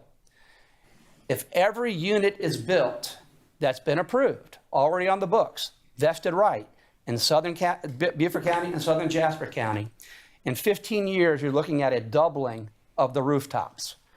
You think you have problems now with traffic? You think you have problems with fecal coliform in the May River? You think you've got associated problems in the environment? Imagine the doubling of density in 15 years in southern Beaufort and southern Jasper County. I say all that to say this. As you guys grapple with how do we address this, and everybody gets frustrated with traffic, everybody gets frustrated with waiting in line. I mean, I allow an hour and 45 minutes to get to Hilton Head, whereas I used to allow 55 minutes. It's just the way that it is. And I understand that you're considering tonight road improvements, and a lot of hard work has been put into that by Dean Moss and his committee. I know those guys. I know their public spiritedness. I have every confidence they have presented to you something that is responsible. But what I would encourage you to think in terms of is, in addressing that problem with growth, don't focus exclusively on more roads, better roads, wider roads. I don't think this is a problem you can pave your way out of. There has got to be a component of this that involves buying up those densities, proactively going into development agreements and PUDs and buying up densities from market value from developers. Buying up undeveloped tracts of land as well. I was here about a week ago, and Mr. Cooler, the Cooler family, had a tract of land, 90 acres, that's right next to Oldfield there, near that curve where 462 is.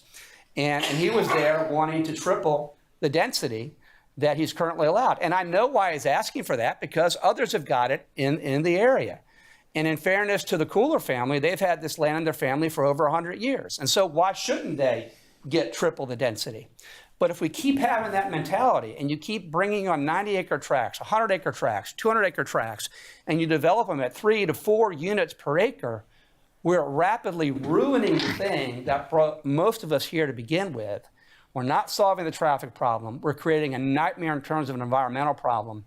And so what I did and got passed this year was a local option sales tax, a local option penny, that would allow the county council to submit to the voters for approval for referendum up to 1 penny sales tax. You do pro rata pieces of it, but up to 1 penny sales tax to generate income. That income could then be leveraged to amortize bonds that then could be issued to aggressively go out there and buy up densities, buy up open space, and to do these critical things that I think need to be done in order to maintain our quality of life. Now, I understand that there is a debate now in regard to road projects. And I understand you're under somewhat of a time crunch, because at some point, I think by August or mid-August, you have to submit to the state what you intend to do. What I would like to do tonight by pointing this out, by getting that law passed, is start a conversation about, is there a chance of prorating that penny for roads and having a portion of it assigned to open space and green space? I not only think it's the right thing to do, but I think it makes it much more likely that this might get approved by the voters in November if it's coupled with that. This county has a history of approving rural and critical land bonds, for instance, by 70 to 75% votes. Okay, so people in Beaufort County, if you make the case to them about the need for controlling growth or buying up densities or buying up open space, they'll respond to that. Okay, not because it's the right thing to do, because it appeals to their economic self-interest. It maintains the value of their property. So, and I don't envy you guys at all, because this is probably the worst time possible to be talking about putting a local option sales tax before people for consideration. I mean, people are hurting. Gas taxes are high. Grocery prices are high. The one thing I'll point out is a local option sales tax would not affect gasoline, it would not affect groceries, but still it's going to pinch pocketbooks and it's going to be hard. The difficulty is if you wait 2 years to do the green space referendum, the horse is out of the barn. You can see right now, driving down 170 and down 278, you can see before your very eyes hundreds of acres being clear cut and development going in. It's happening before our eyes. And I fear if we don't do something this November about this, I fear it'll be too late. So with that, I'll be happy to shut up, answer any questions you might have. If you have no questions, I'll go take my seat. Okay. The MOUs have been sent to your email address. Okay. And they were sent before we're going to give them to Hilton Head so that you can take a look at them and have input. So if you will do that as quickly as you can, then we can get it to them and say, okay, here were your comments, and move it as quickly as we possibly can. Done. And yes, we will have that discussion of how we can meld the two together. Timing is everything in life. We can't wait much longer. We know that the roads are terrible. The way the committee came up with things, it's not new roads. It's a new way of taking a look at our road system. How can we mitigate the time that's traveled on the system? Do we need to repave? Do we need to widen? Do we need to make different turns? The signalization, all of those things have come about there, as well as money set aside to do exactly what you are talking about, and that is buying up the densities on some of these tracks. So we're right on the same page on that. Council members, anything at the dais that you would ask of the senator before I go online? Sure, I do. Okay, Mr. Glover. Oh, sure.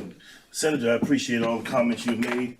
I would tell you that I agree with everything you said, so I have no problem with what you said, particularly when it comes down to the green space, because I'm an advocate of green space as well. But I also know that the retired director for the for Coastal Conservation District, Dana Beach, had warned us that if we're going to do something in Beaufort, make sure we provide infrastructure so that we can make sure that traffic move and flow, and don't get caught up like Charleston has done, where you got traffic just sitting there. So that's very important to keep in the back of my mind. Sure. But I agree with green space, and I would love to buy up every green space in Beaufort County, but I don't know how you do that without this. And let me be, Mr. Great point, Mr. Glover, and let me be very frank. What we're talking about doing here as well is going into these development agreements and into PUDs and buying up densities that have been approved. And that's a little bit of a harder sell, right? Because it's one thing to point to a piece of land that you bought and preserved. It's another to say we've gone ahead and bought up density, so no longer is going to be 3 per acre, it's going to be 2 per acre. That's a little bit harder to sell to the public as being something that's there, but it's a good tool to have. It's the hand we've been dealt. Right. But I want to go to one of the things that you said when you talk about the non-recurring funds, and you talked about several $1 million for the CTC. Are there any restriction on that fund? Because one of the things that I recognize that the state does is they give it to you, but they take it back by telling you got to do certain things. So are there any restriction on these funds? Not in regard to the C funds, although we'll do that to you in other areas, Mr. Glover. Thank you, sir. Mr. Rodman, you were next. Yeah, Senator, I think you were very sensitive to a lot of the priorities that we set up quite some time back. In particular, I think the community will be well served with what you did for USCB and for TCL in those educational facilities. So thank you very much on part of all the citizens for that. It would have been very difficult for us to do on our own. Anyone else on the dais? Ms. Howell. I would like to thank you too for the referendum that you introduced to preserve and buy back development rights. And also would like to thank you for what you did at the state level for you and the delegation for all the teachers and education in the state of South Carolina. Yeah, and thank you for reminding me, Ms. Howard. I should emphasize that the delegation really works as a team up there. I mean, the budget starts in the House. We have excellent representation in the House. I mentioned Weston, Bill, Shannon, Michael, Jeff. Then it comes over to the Senate. I mean, we really work as a team. There are certain things that I focus on, certain things that Bill, Weston, Shannon, Jeff focus on. But I really am proud of the fact that Beaufort County isn't being treated as disproportionately bad as it was. And many of you can remember, how we used to beg for scraps. I mean, we're at the table now and we're being treated fairly. Thank you. Anyone online? Yes, Joe. Mr. Somerville. Tom, thank Can you. everyone hear Mr. Somerville? No, it's too loud. Thank you. Tom, has anything been moved forward on the road user tax? Yeah, he's referring to the road user fee that was declared by the South Carolina State Supreme Court to be an unconstitutional fee, yes. and it was a Greenville County case. But given that decision, there have been a lot of class actions now have been filed against a lot of other counties, I think Beaufort County among them, seeking a recovery of these user fees. There has been legislation that is in a conference committee right now. In fact, I serve on that conference committee and will be deciding on Wednesday morning that would take away that lawsuit, that would say to the counties retroactively, you did spend this money in accordance and did spend it properly. If not, then what happens is you're going to have taxpayers, the people that paid the road fees, suing taxpayers, the county, for money, with the only one really making out being the attorneys in the middle who are going to get a third of the overall award. I mean, this is hundreds of millions of dollars we're talking about. And in some instances, not only Myrtle Beach and Charleston and Beaufort County, but some of these rural counties that relied upon these road fees, I mean, they're going to have no alternative but to jack their taxes up. And Act 388 allows an increase in the millage in extraordinary circumstances like this. So you're going to see, I wouldn't want to be in your shoes if this judgment comes down and you end up doubling or tripling people's property taxes for a period of time to pay off this lawsuit. So Paul, to answer your question, I think we can get it out of conference committee with the retroactive language in there. I've been working with the Association of Counties and also with the attorney for the city of Myrtle Beach, because their ox is going to get gored like nobody else's. And so he's been really kind of in there with us, helping us. I'll know better on Wednesday when the conference report gets finalized and then submitted to the two chambers for approval. I don't have any indication on whether or not Governor McMaster would sign or veto it. But again, if you look at it in the way that I've just said, that what you have here are taxpayers suing taxpayers, and the only people making out really are the attorneys in the middle, I got to think he'd sign it. Great. Okay. Well, thank you, Mr. Chairman. I appreciate the chance to share with you guys. Appreciate all your service. Okay. Mr. Greenway, how are you? All right. Yeah, I'm good. I'm good. Thank you very much. Good evening, Council. As a part of my report, I have three things, bits of information that I need to let you all know. Today, we received our second tranche of the ARPA funding. So we received our full funding now of $37 million. Today's distribution was $18.6 million. So we will continue with the implementation of the ARPA plan that you all have previously approved, and we'll be bringing forth those items that require your approval in the very near future. The second thing, given to Senator Davis's comment about the airport, I'm really grateful to the delegation for providing that funding. Very appreciative of that. We do have bids out. A solicitation out for bids. Those bids are due on June 23rd back in, and that way we will know what it's going to cost us to do that expansion. And we will be able to determine what level of funding we need to come up with, if any, as a result of that.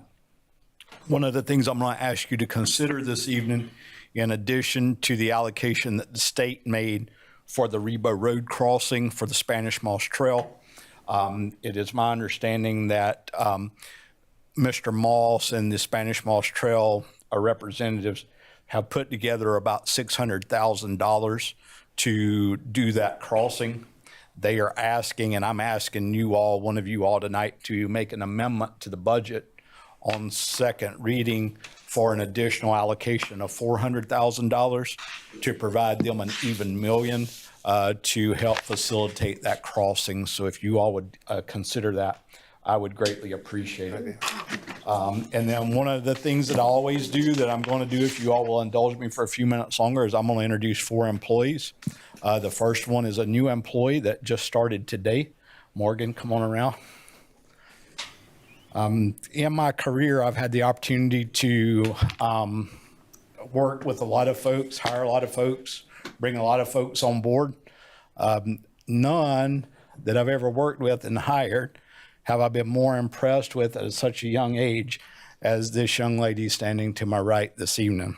I'm going to read a few things about her. She does not work for county administration. She is one of your employees as county council who works in clerk counsel's office with Brenna and Miss Brock. Sarah hired her, found her, we interviewed her, and are excited to have her on board. But here's a little bit about her background. She has a Bachelor of Arts in Political Science and Art History from Georgia Southern University, graduated in 2018. She was told she would not get accepted, but she did get accepted and earned a Master of Arts in Law and Diplomacy from the Fletcher School with Tufts University in 2021. During her time in college, she interned with the Polar Institute, the Wilson Center in Washington, D.C., doing all kind of environmental things for the Polar Institute. Then she interned, she was a graduate teaching assistant at the Fletcher School at Tufts University during her time there.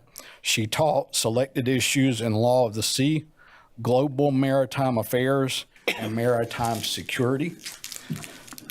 She was also a graduate research assistant at the Fletcher School with Tufts University.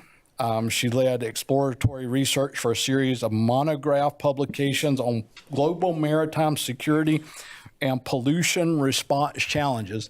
I have no idea what any of that means, but that just sounds impressive. That is impressive. And then in addition to all of that, she also interned with the U.S. Embassy, United States Department of State in Budapest during her college days as well. So, Morgan, welcome. Sarah, you know how impressed I am with you and our working relationship. So, great job to both of you all. So, you want to say a few words before I proceed on? I'll just say thank you, Eric, for the introduction, and I look forward to working with each of you. Thank you.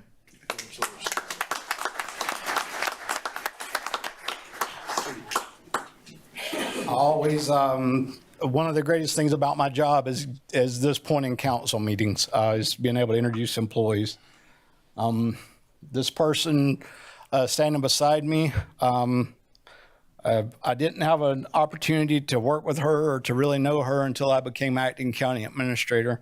And every time I go into Registered Deeds office, she always has a smile. She always has a pleasant demeanor.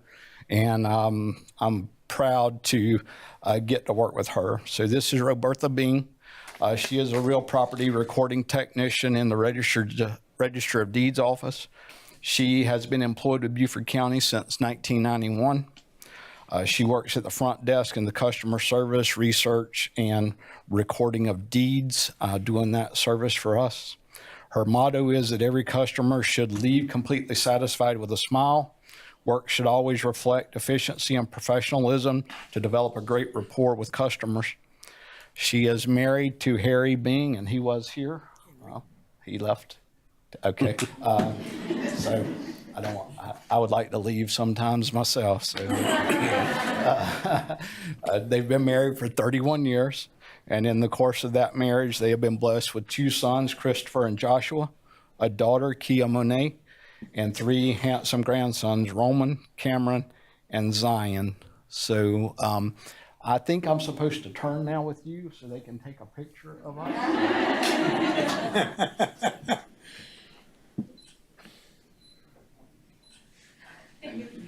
And I want to let you speak to them, and then we're going to give you a round of applause.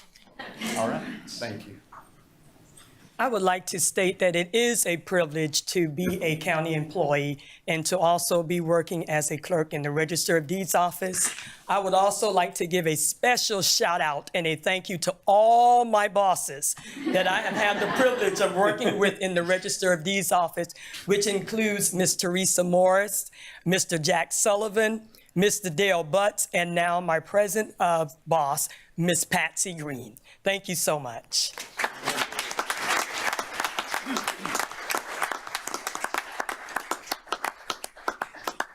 Our second employee tonight is not with us, but we do have a picture of her. She works at the St. Helena Library branch. Laurie Alvarez, she is a senior library assistant. She has worked for the library system in Beaufort County for 16 years. She started out in 2006 as a library assistant, where her daily tasks included checking materials in and out, issuing new library cards, and locating items to be sent to other libraries. She was promoted to senior library assistant in 2016 at the St. Helena Branch Library, where she assists the youth services staff with children's programming. She regularly facilitates popular and interactive story time and craft hour. Laurie is passionate about helping build good literacy skills in our community's children and hopes that these skills will translate into a love of reading and lifelong learning. Laurie is a mom of 4 grown children and a grandmother of 4 grandchildren, whom she dotes on wholeheartedly. Laurie hopes to one day have the time and resources to fulfill her dreams of traveling around the world. So thank you for your service to the library and to the county, Laurie. Let's give her a round of applause.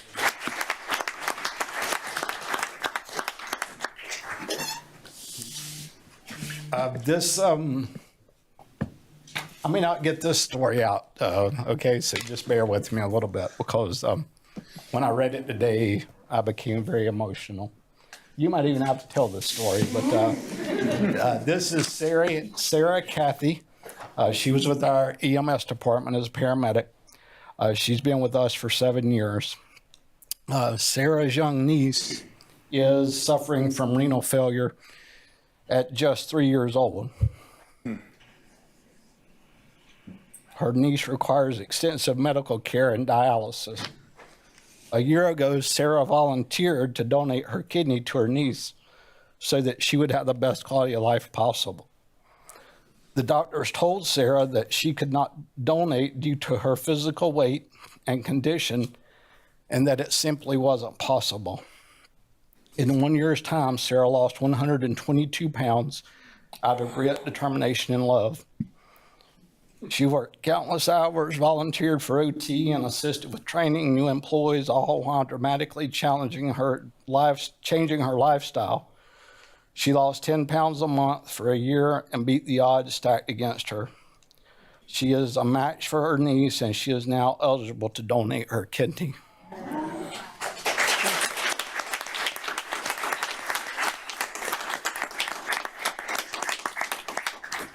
Now, Sarah and her niece are waiting for certain lab values and conditions to be right, and they have been preparing to schedule her surgery. So thank you for your sacrifice. Thank you for your service to the county and for what you face every day in the job that you do. And so I'm going to try to get a picture with you. It's not going to be very nice.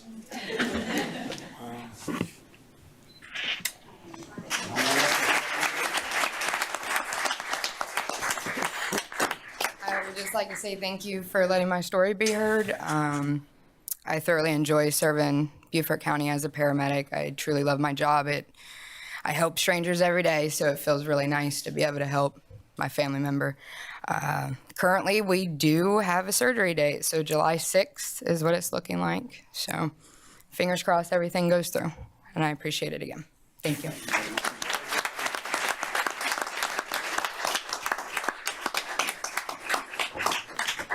Thank you very much. Next on our list is a presentation of a proclamation recognizing June the 19th through June the 25th as National Mosquito Control Awareness Week. Mr. McKellen. It's a very tough act to follow, that one. Oh, boy. Trying to get the tear out of my eye. I know.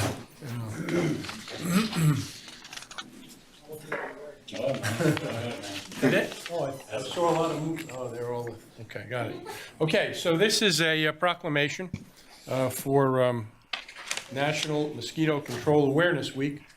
Whereas mosquitoes can diminish enjoyment of the outdoors, public parks and playgrounds, impede outside work, and reduce property values, whereas mosquito-borne diseases have historically been a source of human and animal suffering, illness, and even death, whereas the public's awareness of the various mosquito control strategies will motivate residents to eliminate standing water on their properties, whereas in 2021, Beaufort County Mosquito Control treated a total of 351,779 acres via spray truck or fixed wing aircraft, and 622 acres via helicopter to reduce mosquito populations and the diseases they may carry. And whereas Beaufort County recognizes the mosquito control staff for their dedication in serving our community and keeping our residents safe from possible insect-spread viruses. And now therefore be it resolved that Beaufort County Council proclaims June 19 through June 25 National Mosquito Control Awareness Week, dated the 13th day of June, 2022.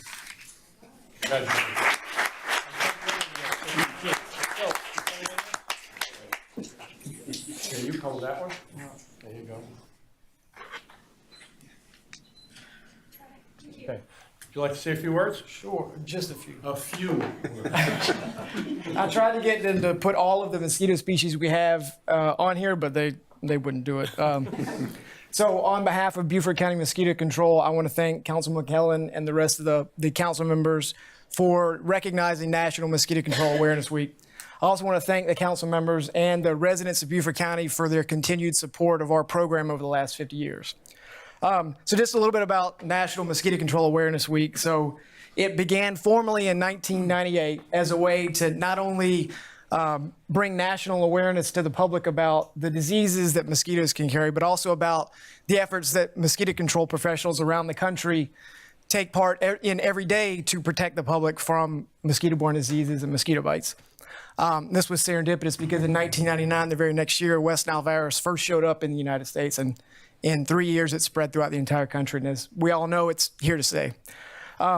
So National Mosquito Control Awareness Week is also about educating the public on things that they can do to prevent mosquito bites and to protect themselves from mosquitoes. So I would probably lose my National Association membership if I didn't mention the 3 Ds of mosquito protection, which is drain, dress, and defend. So drain any standing water around your property if you can, wear light-colored, loose-fitting clothing to protect from mosquito bites, and wear any EPA-approved insect repellent. So that's one of our main goals for National Mosquito Control Awareness. So not only to bring awareness to ourselves and everything we do behind the scenes that the public might not see, the other 90% that you don't see aside from the airplane, you see frequently in the trucks. It's the disease testing, it's the treatment of mosquito larvae, it's the education of the public, it's everything along those lines. And we have a fantastic team at Beaufort County Mosquito Control, and I really appreciate this proclamation and this recognition of this week that comes up next week. Okay. Thank you. Great, thank you.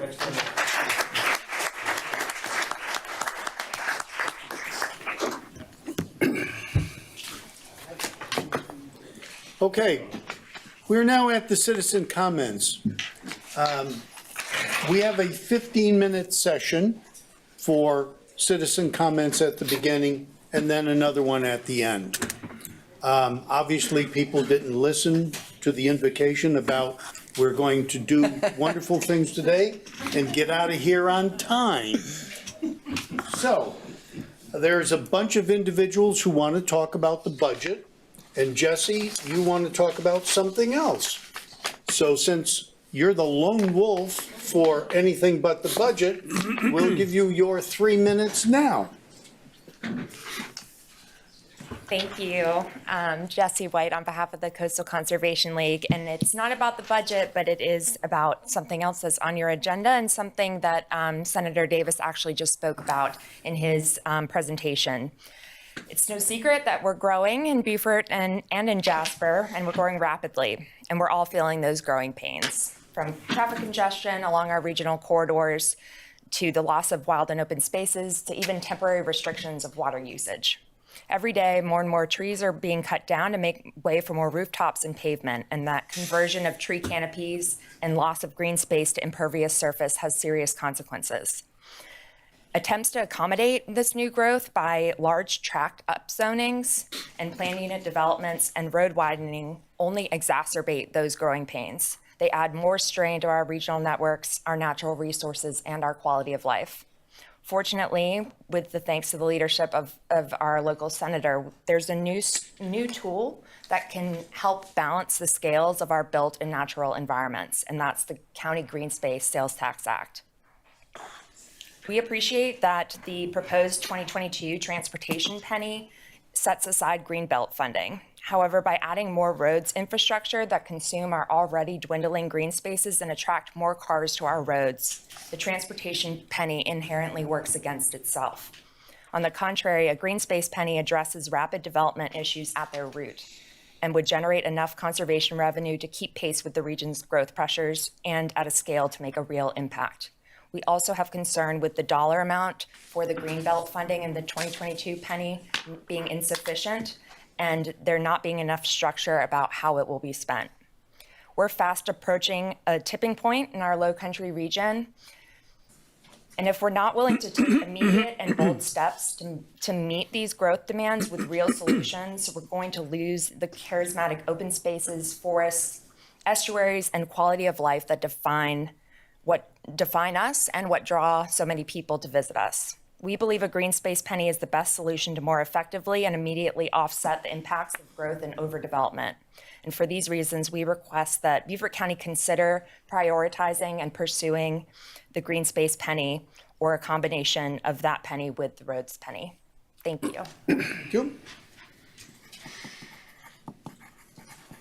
Okay, we have several individuals who would like to talk about the budget. When you come forward, please address the chair. Be as brief as you can because I'd like to get everybody's comments in, but we do have an agenda that we have to get through, and 2 items will have quite a bit of dialogue by council. So, Karen, would you come up first? Thank you for your time. My name is Karen Irwin. I am a math teacher and volleyball coach at Beaufort High School.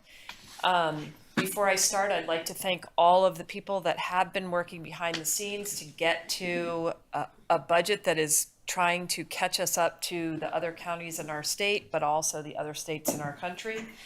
I want you to know a little bit about my 6 years. In my 6 years at Beaufort High, I taught 13 in Houston before that. We have started with a full math department staff 4 years, 2 years. We have started without a full staff 4 years. One of those years was this past year, and within the first month, 2 teachers had been recruited and enticed by another high school by teacher bonuses, higher salary, and a matching retirement plan.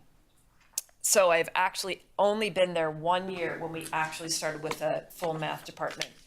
1 year we were waiting on 3 teachers from the Philippines that never came. Obviously this means all classes are larger. It also means that typically classes are canceled and students are put in random other classes that don't meet their needs. A lot of times these classes are your honors and your AP classes. And this past year we had many classes that were taught by computer. Now imagine learning algebra, any of the algebras by computer without a teacher, The last time I looked, we were still down 2 positions for next year, but we have successfully hired 2.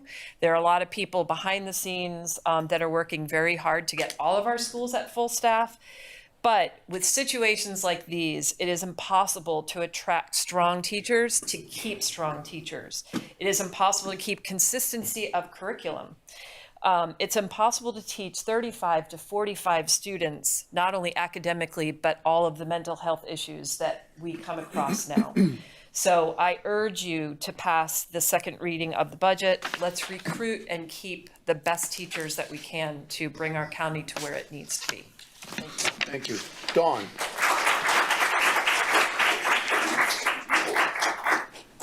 Good evening. Good evening, Dawn.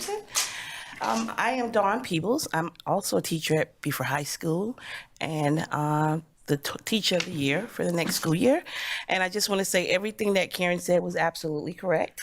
And to put it succinctly, if we want to continue to attract the best teachers and retain the best teacher in Beaufort County, then we're going to have to be able to put up the best. So thank you for even considering this. Thank you for what you've done so far, but we would love you if you do some more. Thank you. Chris.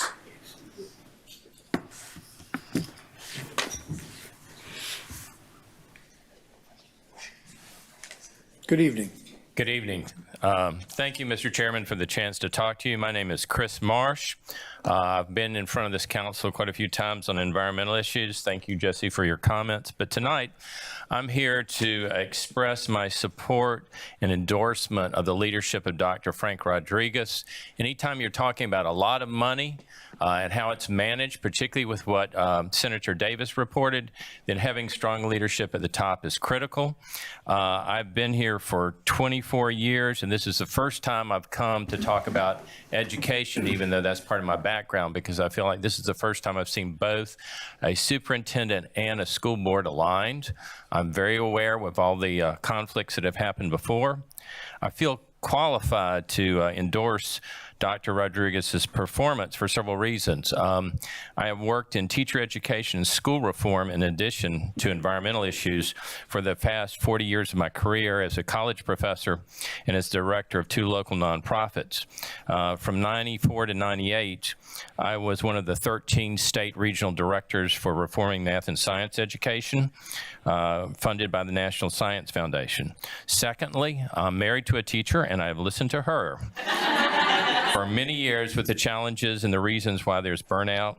And third, now I have a daughter who has completed her 3rd year as also an elementary school teacher in Beaufort County School District.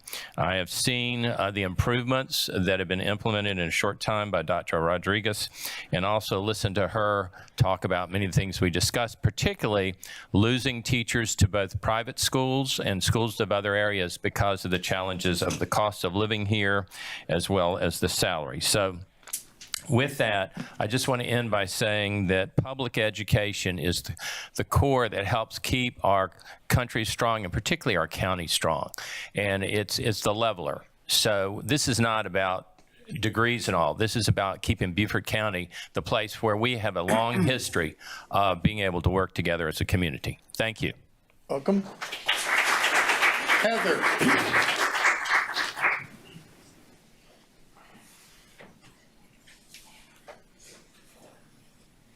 Hi, Good evening. Hello, I'm Heather Reynolds. I'm also a teacher with the Beaufort County School District, and I just wanted to add my voice to the other teachers here, just saying how much we would appreciate a pay increase. I want to give you one example. This is my 2nd year. I just completed my 2nd year teaching at Beaufort County, and we decided to buy a house.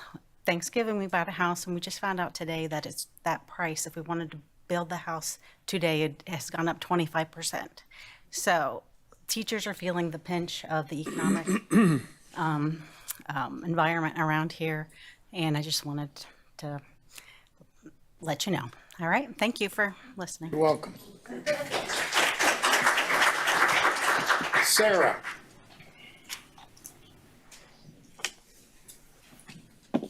Good evening. Hello, my name is Sarah Owen, and I have been an educator for 29 years, 21 in Beaufort County School District, and I've loved every minute of it. However, today I'm here to talk to you about pottery. Each year, it's a tradition at our school to give a piece of pottery to a staff member that's leaving, and usually we have 1 or 2 pieces to give out each year for retirees or people moving out of the state. This year, I had to place 3 different orders for pottery to a total of 19. Only one of those staff members is working for Beaufort County next year, to my knowledge. And many, if not most, are moving out of the district, out of the state, for many different reasons, but to include the cost of living. 20 years ago, I came to this area on a whim. I wanted to be in a community near the ocean, in a progressive school district.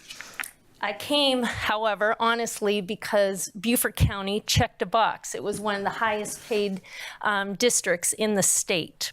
It was, I believe it was first or second. Now we're 53rd. So what I can promise you is no one is going to check the box for a district that's 53rd. So Beaufort County, I agree with the sentiments. We're in a great position. We have a great school board with a fantastic leader. I know salaries aren't the solution for all of our issues, but it's a great first start. So thank you for your time and consideration.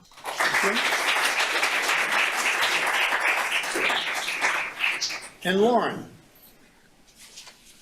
I'm here again. Good morning, or good afternoon, good evening, whatever you want to say. My name is Lauren Boraski, and I am currently the River Ridge Academy Teacher of the Year for next school year. I have served this district for 18 years now, and I have 2 children now that are going to be part of the Beaufort County School District. As both a parent and a teacher, I come to you tonight to make sure that we support this budget ordinance for Beaufort County teachers. With an increase in wages, Beaufort County would become competitive with other districts in the state and incentivize new teachers to be a part of our district. In addition, an increase for our current teachers will continue to help us afford to live, work, and raise our families here in the county that we love so much. In this most unusual and challenging time in history, all occupations are struggling.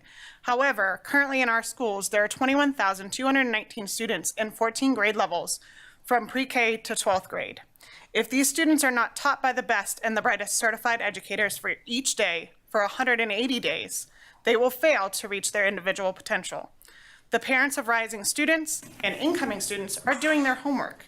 We want them to choose us, the schools of Beaufort County, because we have the best teachers.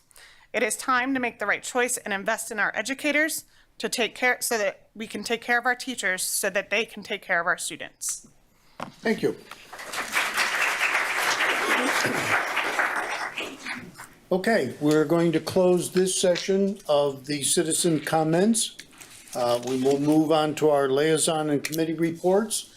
We do have items to discuss that you will see, and then you have the opportunity to address us again at the end of the meeting.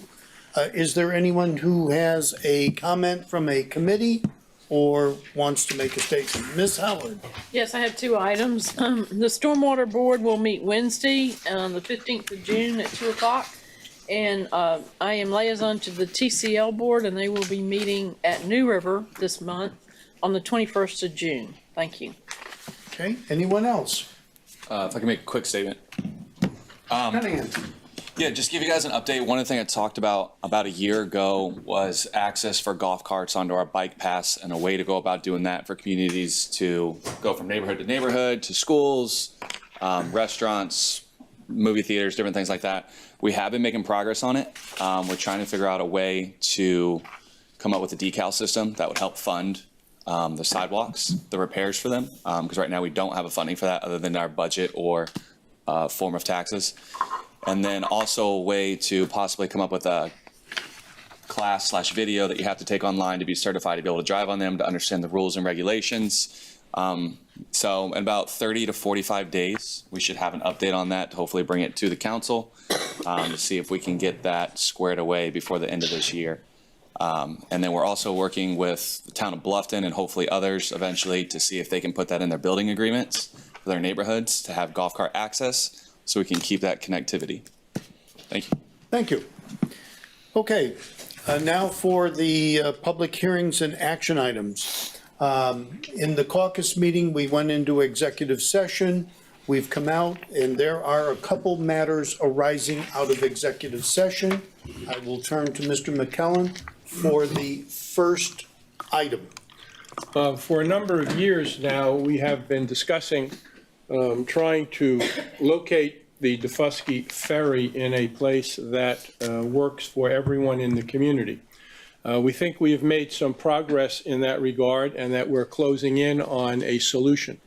So I would like to move that we authorize the county administrator to enter into negotiations with the owners of the property that was discussed at the executive session to consider purchasing those properties for the purchase of relocating the Defusky Island ferry service.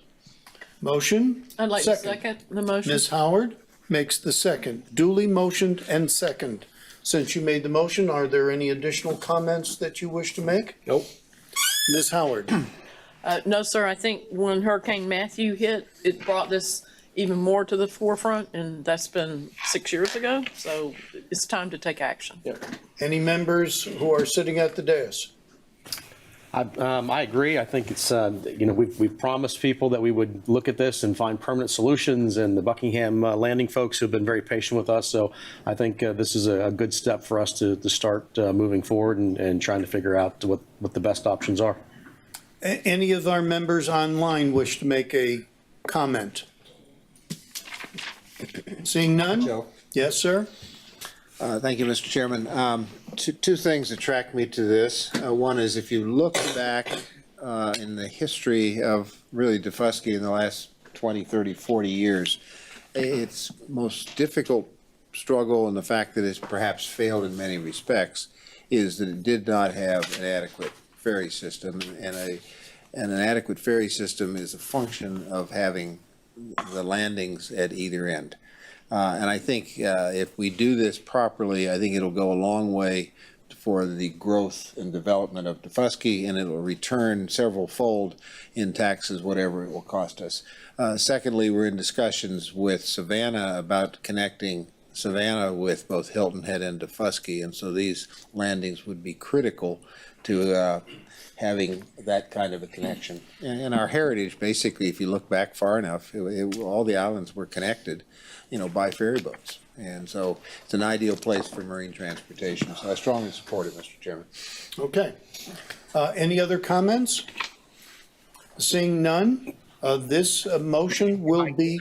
Hold on, one comment, Mr. Chairman. Okay. Of course, reserve my right to vote no against this, but I absolutely agree with you that this lends itself as an opportunity right now, and we need to explore it as just that. Thank you. Okay. The motion will be approved without objection.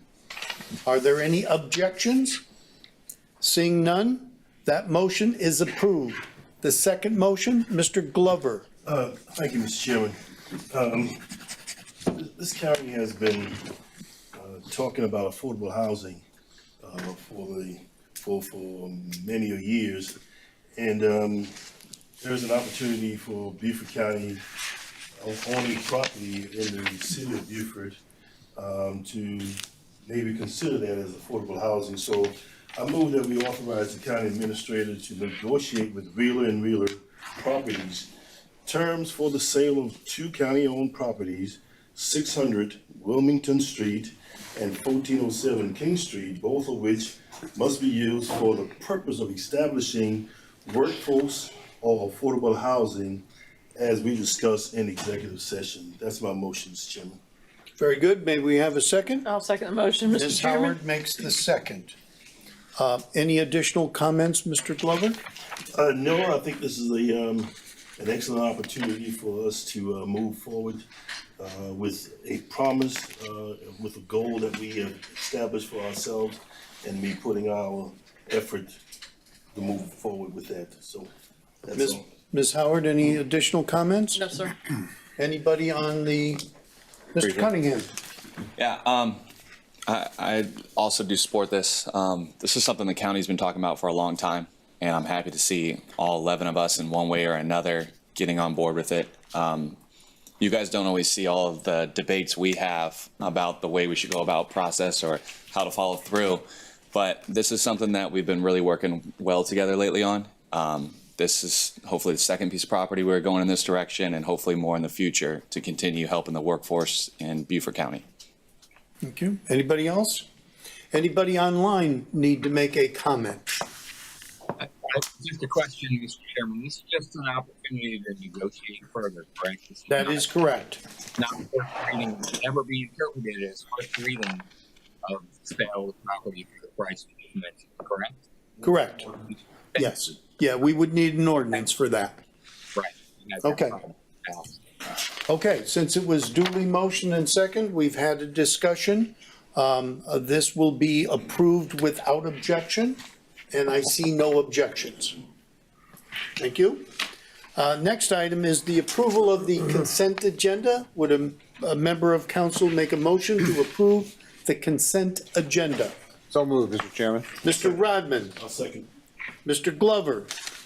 Duly motioned and seconded. For those of you who are following, the consent agenda is on the third page.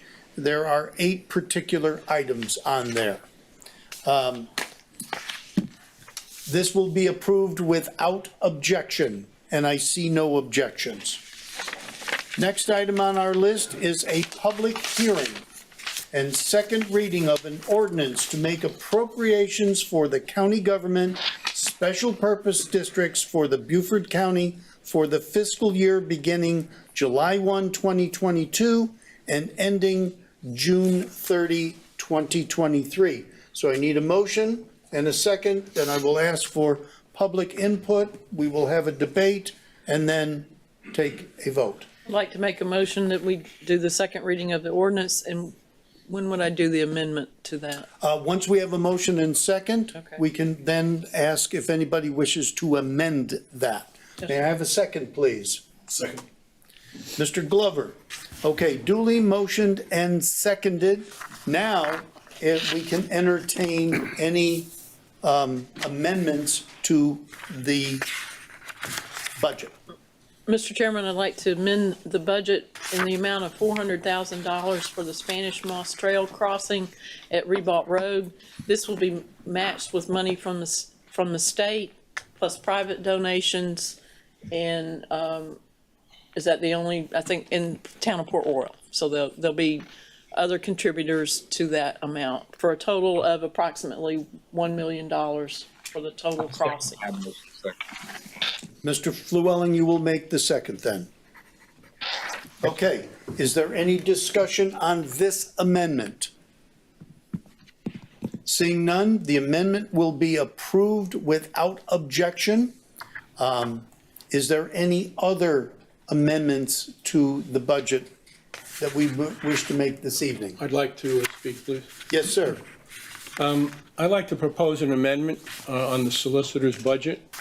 We're members in Beaufort County of the 14th Judicial Circuit, which includes Beaufort and Hampton, Jasper, Colleton, and Allendale. That judicial district is the largest in the state, covers 3,256 square miles, which is actually 10% of the land mass of the state of South Carolina. The solicitor's office has a budget of about $5 million a year from a variety of sources. Beaufort County contributes $1,887,000 of that $5 million.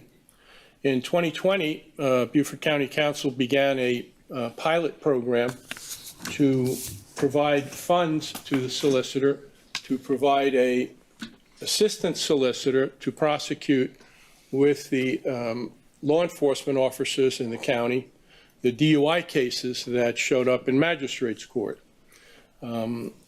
We funded that at $187,000 a year in fiscal year 2021 and 22 for a total of $561,000.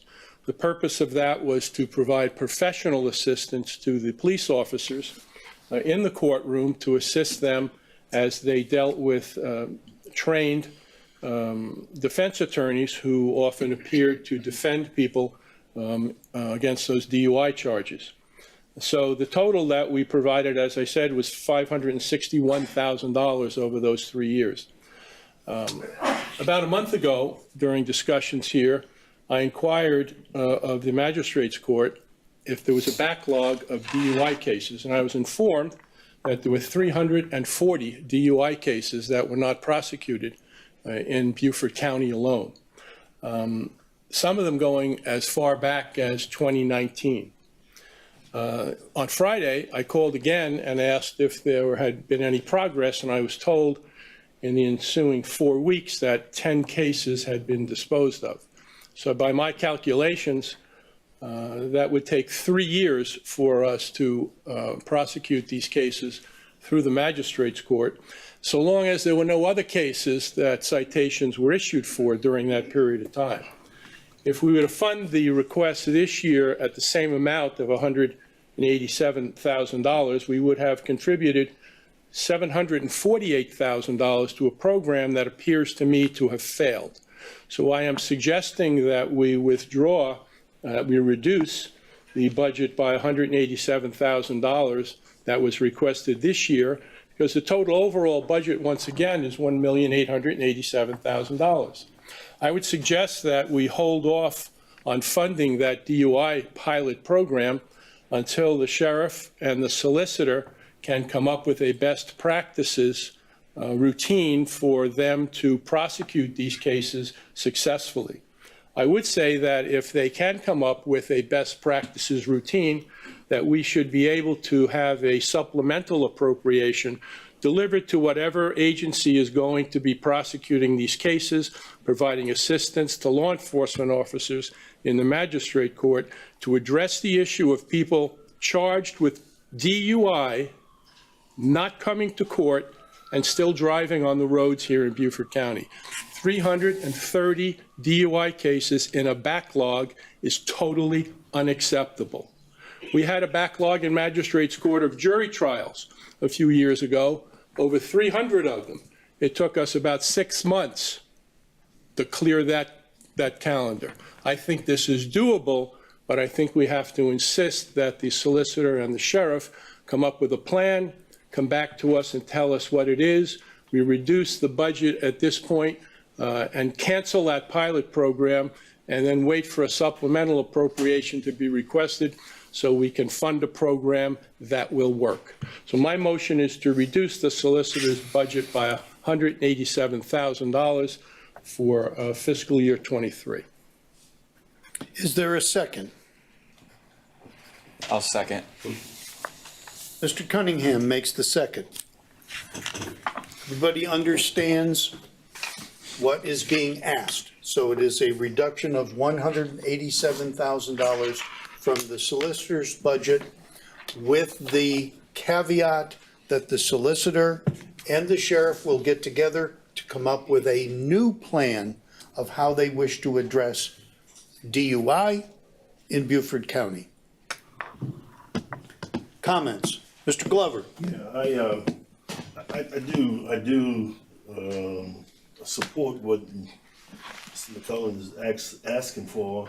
The only problem I have is the timing of it, and in that you're looking at next year's budget, which begins in July 1st, which means that there are employees, apparently 3 attorneys should be, or 2 attorneys, I can't remember how many attorneys he's going to hire to handle those, but they would be terminated immediately. And I'm just wondering whether there should be some grace given to allow him to come back to us, which means that maybe within 2 or 3 months, funding for 2 or 3 months, and allow him to come to us and tell us exactly what he's going to do to maintain the rest of that budget and funding for the rest of the year.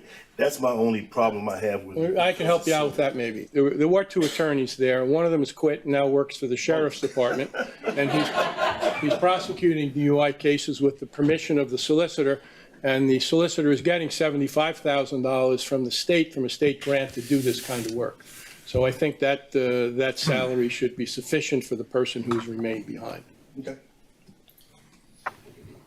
Mr. Lawson. Yes, I'm not as eloquent as Larry is, and I never hate to, I always hate to go against what Larry says, but he made a great point. However, I think you made a point that we need to keep the money there, and if anything, we need to give him more money if we're that far behind after COVID.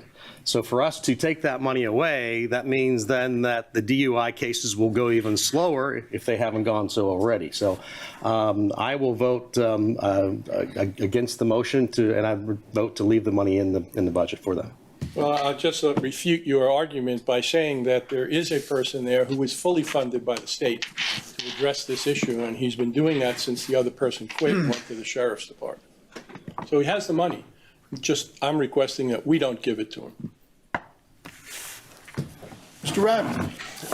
If I remember back when we put this in, the basic feature we were looking at, Mr. Chairman, was that there was a mismatch between the sheriff's deputies when they went there against somebody at DUI versus somebody who had hired a very high-class lawyer, and so there was a mismatch, and that was the theory behind it.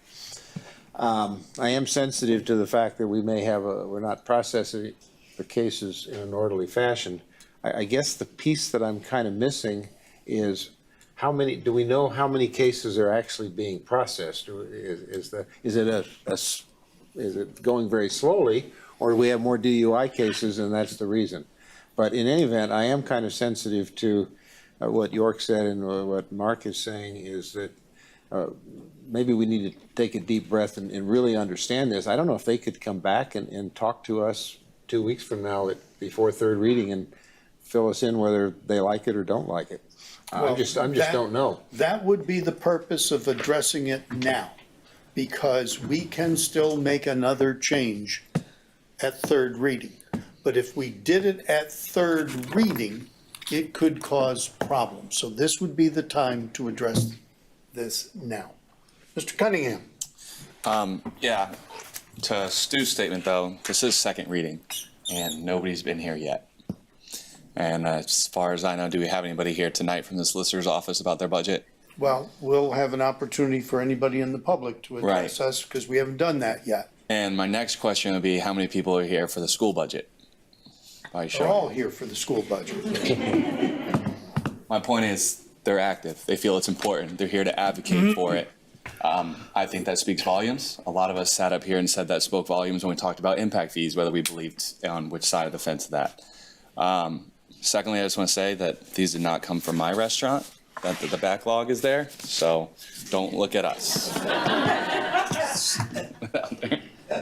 Okay, any comments from those of you online?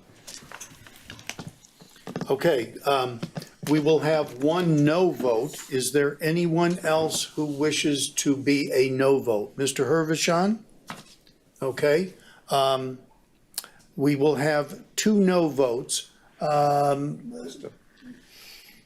Just a question. You said if we pass this tonight, we could change it at third reading, but if we didn't change it tonight, we couldn't Doing it change at third reading could be problematic. I'm not sure I follow why, I'm missing the point. Because here is the opportunity now, before we have third reading, for the solicitor to address this issue and say, we can do this change. And I can do A, B, C, D, whatever with the sheriff. But if we were to do it at third reading, we don't have the time. So, has the solicitor been advised of this? I mean, is this something that he's had an opportunity to weigh in on? Well, he certainly will have the opportunity tomorrow morning. Okay, I'm not begging the question, but I don't follow the difference between the second and third reading, but I just may not follow the logic. In any event, I think we need to have them come in, and if they make a good case, we ought to leave it in at third reading, and if there's not a good case, we ought to take it out, whatever the mechanism is to do it. Okay, so you, Clerk to Council, would you call the roll on this then, please? Mr. Hervishon? Yeah, I'm a little bit confused. Can we get clarification that if we take this out of the budget at second reading, that we can then add it back at third reading? Absolutely. I'm a little confused on the distinction as well. Because if we raise this issue only at third reading, we have no time to get the information we would need to make an effective decision as to whether we should put the money back in or leave it out. Right now, we have a program that does not seem to work. So it's more of an information gathering mechanism as opposed to a procedural mechanism. I'm sorry, I did not hear all of that. I'm asking whether it's an information gathering mechanism as opposed to a procedural mechanism. So is it just to gather information, or is it to actually basically remove the funds? Tonight would be to take those funds out. That's his amendment, is to take those funds out. Okay? All right. Mr. McKellen made the motion, so he would vote first. Yes. The second was, It's me. Yes. Mr. Cunningham was a yes. Okay? Looking past me again, Joe? No, I'm trying to get, because I'm allowing them to do this, and I don't have anything in front of me. I'm happy to take over. Yes, please, call the rest of the roll. So we have 2 yeses. Councilmember Glover, Yes. Councilmember Harvishon. No. Councilmember Rodman, Yes, with the understanding that we can come back Yes. at third reading and restore it if we need to. Councilmember Howard, Yes. Councilmember Lawson, Mark Lawson, no. Councilmember McKellen already voted, Councilmember Dawson is absent, Councilmember Flewelling, No. and the chairman Yes. and vice chairman. Yes. Okay, I have that as, 7-3. yep. 7 yes, 3 no. 7-3. Mr. Dawson's absent. Yeah. Mr. Flowing was third. I only saw 2, you and. Mr. No, Flowing was Mr. a, Flewelling was a Mr. no, Flewelling was a- Mr. Lawson was a no, and Mr. Hervishon was a no. Okay. Now we're going to go to any member of the public based upon the information you've heard about our budget. Is there anyone in the audience who wishes to make a comment? Seeing none, we will close the public comment. We have on the floor a motion with 2 amendments that we're going to vote on. To add $400,000 in for the Spanish Moss Trail and to take out $187,000 in the solicitor's budget. Is there any further discussion regarding the second reading of the budget? Does anybody wish me to have a roll call vote? Then I would assume that the second reading will be successful without objection as amended. That's correct. Seeing no objections, item number 12 is approved. Item number 13, I'm going to ask a member to approve a public hearing and second reading of an ordinance to provide for the levy of the tax for school purposes for the Beaufort County for the fiscal year beginning July 1, 2022 and ending June 30th, 2023, and to make appropriations for said purposes. A motion, please. I'll make a motion, Mr. Chairman. Ms. Howard makes that motion. A second, please. I'll second it. Mr. Lawson makes the second. Duly motioned and second. Before I go to the public, is there any comments that any member of council wishes to make regarding the school budget? I have a question, sir. Mr. Flewelling, your question. Thank you. Given the information provided by Senator Davis just a short while ago, I'm wondering if that has an impact on how the school district plans to levy taxes, how they would like us to levy taxes, if it decreases the amount of millage required to fund the budget. That I think they have no problem with the way they want to spend the money that they've told us they're going to spend the money right now. But I'm wondering if the funding has, the sources of revenue have changed given the information provided by Senator Davis. Okay, very good question. Yes, the question was by Mr. Flewelling was, now that some additional funds have been created by the state to come to the district to spend that money, will this have an impact on the way the budget is configured and the amount of levy that we will have to have towards that budget. Is that a good summary, Brian? Yeah, except I would phrase it slightly different. So I would say if it's not, why not? Okay. And his other statement, if it's not done that way, why not? Okay. So we'll have an opportunity for the members of the school district to address that particular comment. Is there any other comment? Yeah, just one comment. Mr. Glover. Yeah, thank you. I want to, first of all, just thank the school district, first of all, for what all you do. Teaching is an art, and you are artists, and you're good at it, and so I just want to say thank you. I also want to thank the superintendent and administration for including $2,500 of the local supplement into your salary. I think one of the teachers came up, the math teacher, I believe, from Beaufort High School, and she talked about Beaufort was at one time one of the highest paying district, and now we are 53. And I'm hoping that this will help with that, in addition to the funding that you're getting elsewhere to increase the salary. Because I do believe that we should be one of the best, I mean, one of the highest paid in teacher salary. And we have to be that, because if you don't keep your salary up, you can't afford to live here. So we got to do something. So I thank the superintendent by putting that in, the local supplement in their salary, so that at least on the state level, they can see that we are trying to do much better on their salary schedule. So thank you. Any other comments before I go to the public? Mr. Cunningham? Yeah, I just have a couple questions from the last meeting we had 3 weeks ago.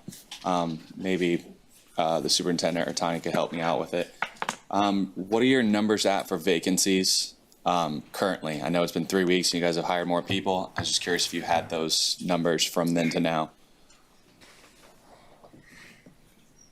We'll address it in our policy. Oh, perfect. No problem. So, yeah, that'll be one of them. The other one I'm going to ask is, what is the contract length?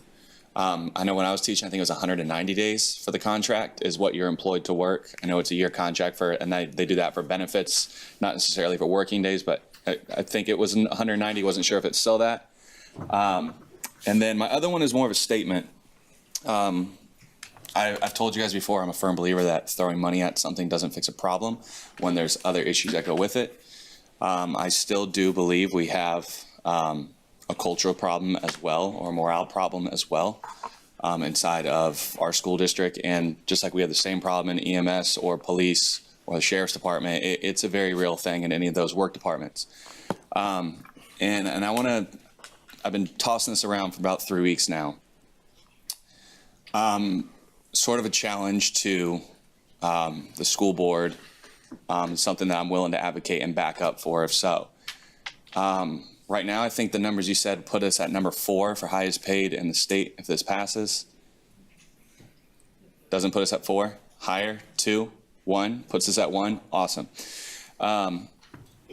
With that being said, I've told you guys multiple times that it's something that I've struggled with as the morale thing. And I know a lot of it has to do with teachers' time, their days off, their planning periods, the meetings after school, the meetings that could have been an email, all those things. I'd be willing to look at to see what the numbers are for teachers to get an extra $2,500 on their salary if we could come up with a way to ensure that their time is protected, the classroom management of those students is handled properly, because that does take a toll. There's a period I went through 17 IEP meetings in a 2-week period, and that's before school, planning period, after school. I had 14 kids with IEPs or 504s in my last class that I taught in out of 19. That's something we can do. I believe they could modify the budget and bring it back to us. So I'd just be curious on the numbers and to see if that's something we can do on our end, because I know you guys said you are banking mills for the future. That doesn't mean we couldn't use them today if we had to. So I know it's short notice, we have 2 weeks, but if it's something you guys are interested in, I would love to explore it. Thank you. Okay, at this point in time, we're going to have the public address us. Before that, let me just make a comment. Those of you who are in the audience and are seeing us for the first time or me for the first time, I spent 46 years in education. It was everything in education. So to you teachers, I applaud what you do. If I had my way, you would be the highest paid individuals. But I don't. Nor do I have the authority to tell your administration how to propose a budget. There is a separation there. We are duly required by law to adopt your budget. We would hope that with the newfound money, that clearly your administration sees what we need to be what we want to be. And so now I ask what information, additional information, you would want to give to us. Dr. Rodriguez, how are you? Fine, thank you very much for giving us the opportunity to be here today. I'm going to ask, we've had a few questions from you, and so I want to make sure we tackle those questions. Yes. So I'm going to ask Ms. Crosby to join me up here and Ms. McAdam to join me up here so we can tackle your questions respectively. Right, so one of the big questions is the additional funding that you're going to get. Does that make a difference now? So I'm going to share just some prepared remarks for you this evening, and then we'll jump right into all of those items, okay? If that's okay? Oh, absolutely. Excellent. All right, thank you. Well, thank you for the opportunity to share these few thoughts with you today, this evening. Our budget this year prioritizes employee compensation. 100% of the millage increase that's requested will go to employee compensation. I want to say that again, 100% of the millage increase being requested will go to employee compensation. This is important because currently, as you've heard, we rank 53rd in beginning teacher salary. Our goal is to be at the top. We believe that this budget will accomplish that, and it will positively impact salaries for all of our employees so that we can be more competitive as we seek to attract new teachers and new employees to our system. Currently, in education, there is a nationwide teacher shortage. 50% of teachers entering the profession leave by the 5th year. Earlier this year, colleges of education in South Carolina shared that statewide 8% of teachers leave due to retirements, family moves, or other reasons. They shared that they are graduating enough to fill 4% statewide. That's a 4% difference right off the bat. Our team is out there recruiting vigorously, and they're not only recruiting against neighboring school districts or other school districts within the state, but because of those numbers, they are recruiting nationwide and against other school districts across the country. Yet, they can't commit to a specific salary for prospective employees yet. Our existing teachers want to be able to afford to live right here in Beaufort County where they work. We've heard some of our teachers share that this evening. A few weeks ago, our team provided the council with a summary presentation on our school district budget. I want to thank you for bringing it forward to a second reading, and I want to request your support to move it forward again. I want to bring Ms. Crosby up to deal with the first set of questions. Good evening. As Senator Davis was talking this evening, I knew this would be a hot topic, and so I have prepared some notes. I actually emailed the State Department Finance Director, Nancy Williams, as we were sitting in this meeting and got some information from her. The latest action of the legislature actually occurred on Friday, and so we have not received projections of revenue yet. And so I confirmed that with Ms. Williams during this meeting, and she said that we will be receiving them soon. So I'm not sure when that will be. However, our budget is based on the House budget. The $4,000 is reflective of the House expenditures, and the revenues were an earlier projection of revenue. Since that earlier projection, we've received 7 different projections of revenue throughout the budget process. So changing every time we receive a revenue projection is not a realistic way of moving through the budget process. So we recognize there could be additional revenues. I don't believe it will be any sort of windfall.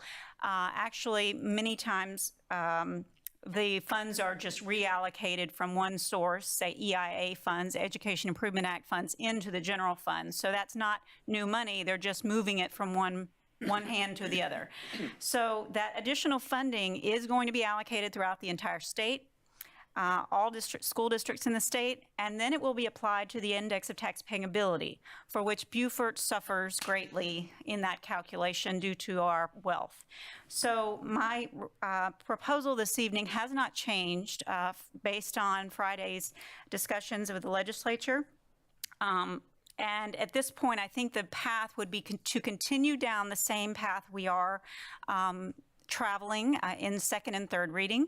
And if any additional revenues are surfaced through that discussion or through the projections that we receive and the final deliberations of the state budget, then we would certainly bring those matters back to the school board first for further discussion. So it will be recognized if there is some sort of additional revenue sources available, and we will make sure to bring that information forward to the board. So the issues of vacancies and contract length, I'm going to ask Jill McCadden, our Director of Recruiting, to come up and speak briefly about those. An eye on the 8 o'clock show if you want a motion to extend. Yeah, just as soon as she's done. Good evening. Thank you, council members. It's nice to see you all again this evening. Our tally today is we have 109 certified vacancies open at this time. 27 elementary, 31 middle school, 32 high school, and 19 special education. That differs from the last time I was here. We have been recruiting furiously. We had our first new hire orientation today for 40 new hires, and I really dreaded the slide on how much money you're going to make. But we've got a lot of people watching. So to your question, Logan, teachers, most of our teachers are contracted for 190 working days. However, there are exceptions. So if you look at the pay scale, there are many people who do start in July. For example, high school counselors, there are 240 employees, 210, 205, instructional coaches. It's complicated, but most of the classroom teachers are contracted for 190 days. Thank you. Thank you. Extend the meeting. Yes, now I'm going to need a motion to extend the meeting because the... Motion to extend beyond the 8 o'clock hour, Mr. Chairman. Mr. Rodman. Second. Mr. McKellen made the second. I don't want to do it, but I'll do it.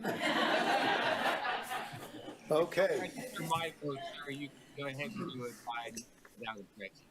Yes, this will be done without objection, and I see no objection, so we will go beyond. Yeah, that's just, he's too Yeah, slow. he's gonna do that. Nobody listened to my invocation about being on time, so we might as well extend.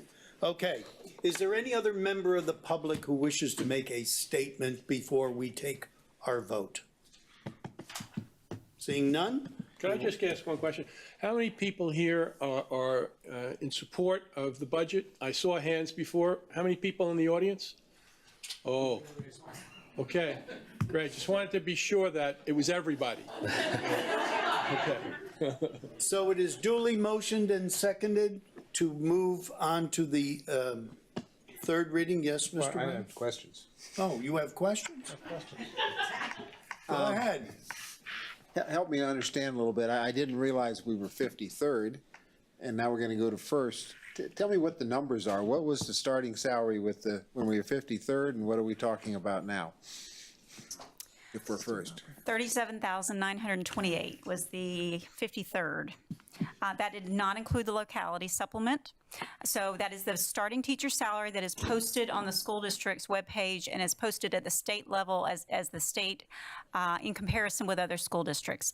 As we allocated this year with current year dollars, a 3% cost of living increase, we were able to move up to $39,066. So we moved the needle to 40th during the current school year with a one-time payment of that cost of living increase. So an additional $4,000 takes us to $43,066. And then the board made a motion and approved to move $2,500 of the $5,000 supplement into the base salary as well. So it will now all be reflected with the exception of half of the locality. So the total number is $45,566. Now I want to stipulate something. We do believe that will get us in the top of the state. However, we have surveyed multiple school districts and assumed that what others would do the maximum amount of 4,000.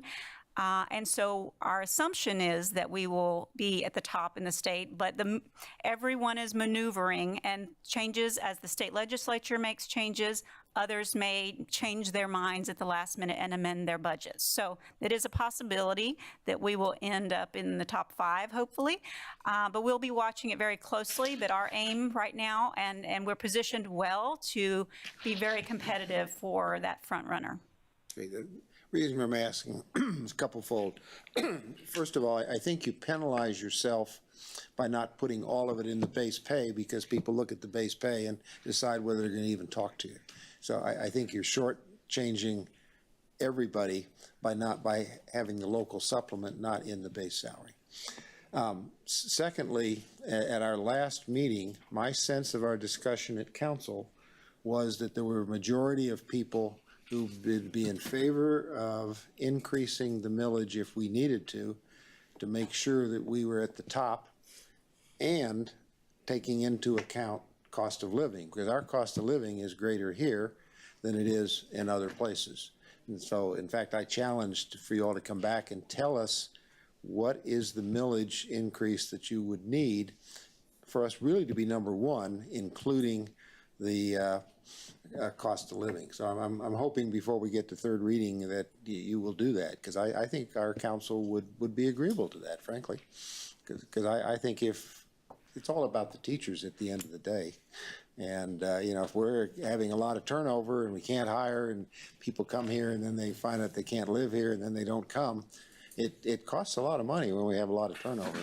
So I would really like to see us, I could be wrong in my sense of council, but I did sense that there was a general agreement or concern that we really needed to consider possibly going a little higher on the millage to really take care of the teachers.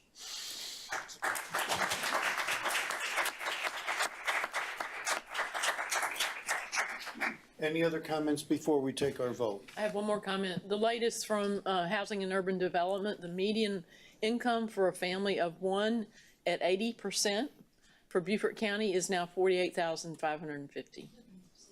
So we are losing ground, definitely. That's 80% of the median income. One more quick statement, Mr. Chairman, if I could. So doing the math, I have it pulled up right here. The pending puts it at 45,566. Yes. Then you have the supplement with the statement I made earlier. And like I said, I would advocate for it. I don't know how we do that. I don't know if it's possible. I don't know if we need to negotiate a millage, but that would put the base over $50,000 in South Carolina. Just starting. Beaufort County? Beaufort County. 50 is the number. It's always made sense to me relative to discussions we had a couple months ago. We always called it, where I was, the drive for 5. There are some considerations we would need to make. Special revenue funds as well. About 20% of our staff are paid for with special revenue funds. And those funds are not increasing. Some are actually decreasing, such as Title I funding. So we do, the general operating budget will absorb the impact of any increases that are not able to be covered in special revenue funds as those diminish or stay flat. So we do need to make sure we're sustainable in our progress toward that 50,000 or some magic number. There is no magic number actually, because those costs continue to rise. So I know you can calculate it better than anybody else in this room, so tell us what it is. yes, sir. Okay. Chairman, Tanya, that answers my question about what you're going to do with the extra money. I appreciate it. Thank you so much. Okay. If you didn't hear, Mr. Llewellyn said it answers his questions about what are you going to do with the money. Okay. If I read the council, the second reading will be without objection. And I see no objections. And we are now moving on to the third reading of that. Thank you very much for coming.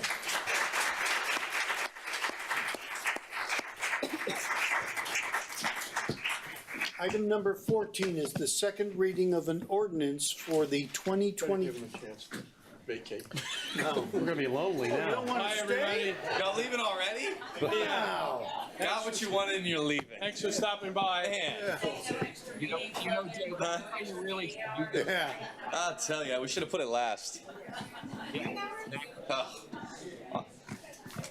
Hey, it's summertime, Lauren. I used to teach with her. Okay, so we'll need a motion and second for the second reading of an ordinance for the 2022 transportation sales tax revenue. Motion, please. I'll make. Mr. Glover makes the motion. Second. Mr. McKellen makes the second. Twice. To be louder. Say with your chest. Okay. Discussion based upon what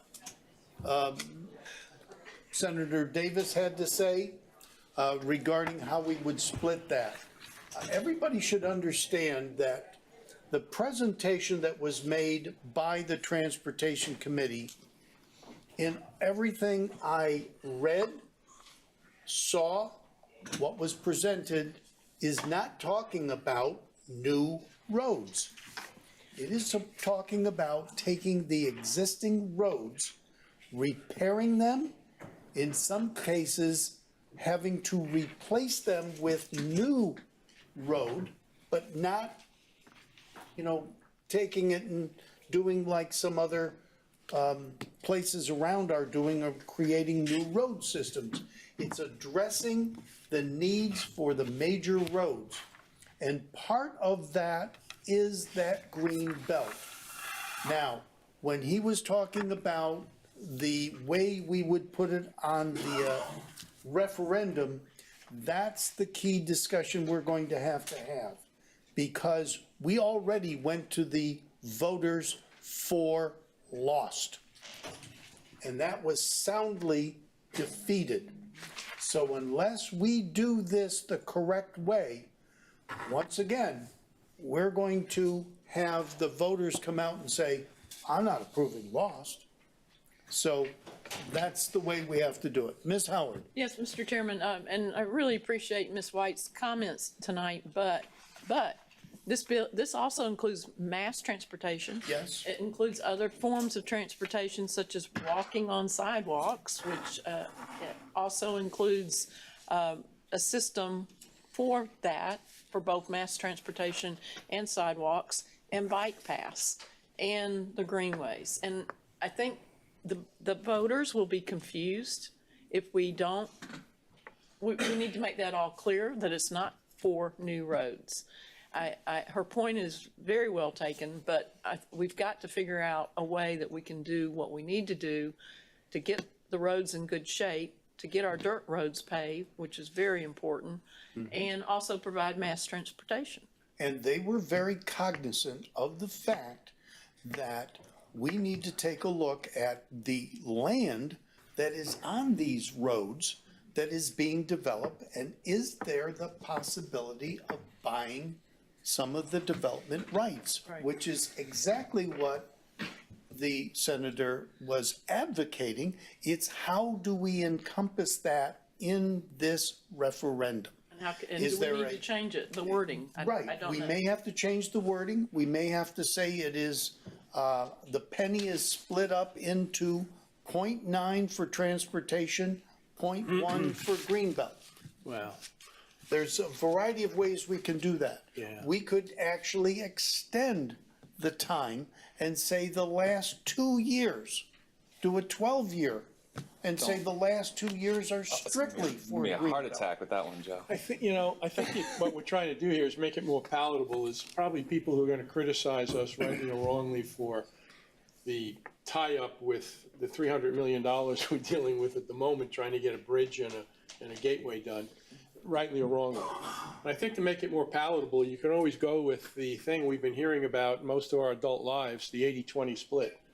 I mean, if you wanted to put 80% of this towards transportation and the items that Alice has itemized there that go along with roads, and then 2/10 of it for a green initiative, the voters may find it more palatable because it's not just simply for transportation-related issues, but rather the opportunity to buy density and to reduce the building that's going to be taking place here over the next 10 to 15 years. So I don't know if 80-20 is a palatable suggestion for everybody to consider. You said 90-10. Some people may say 70-30. I don't know, but it has to be a starting point for negotiation. If it's going to be split, then how much of it should be for the Green Initiative and how much of it should be for all of the items that must be itemized so people are aware of it's not just roads. Yes, and that's why we're having this debate. Right. Logan, I'm going to hold you for a second. Paul had his hand up first. No worries. Yeah, thank you, Joe. This is really critical what we do here. And I applaud Senator Davis for working so hard to give us other options. The fact that we're this far down the road on the transportation and greenbelt penny, I'm a little reluctant to try to reshuffle that deck because we had so much work by our citizens committee. I mean, they worked really, really hard. I don't remember how many meetings the boss said they had. But it was quite a few. And so what I thought about is something you just mentioned. Without reshuffling the deck, how do you add any more greenbelt money without doing two separate referendums? And of course, the idea of adding a couple of years onto it, which would give us an additional, say, $140 million in roughly in today's dollars, plus the 60 already in there, that's $200 million. The reality is the demand for greenbelt money is essentially unlimited because of the massive number, which has been pointed out earlier, massive by Senator Davis, massive number of approved developments that are sitting out there with PUDs or something comparable. So I would certainly support adding 2 years, going from 10, leave everything else exactly as it is, add 2 years, that throws another $140 million, which can be bonded today, obviously at a lower amount because of present value, and proceed that way. Maybe another way to do it, maybe a better way to do it. But I've given this a lot of thought in the last week or so, as have a lot of other people. And I think that might be the best way to do it. I'd be interested to hear what other people have to say. In fact, I'll go ahead and make a motion to an amendment to say that we extend it to 2 years with the stipulation that those additional 2 years, roughly $140 million, be devoted exclusively to greenbelt, and of course it can be bonded.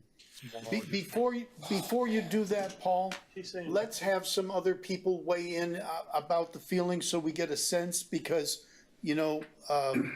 doing this right now may not get the end results we all want. So if you could hold off. Can I ask a question? I can't hear you very well, which is a problem I have.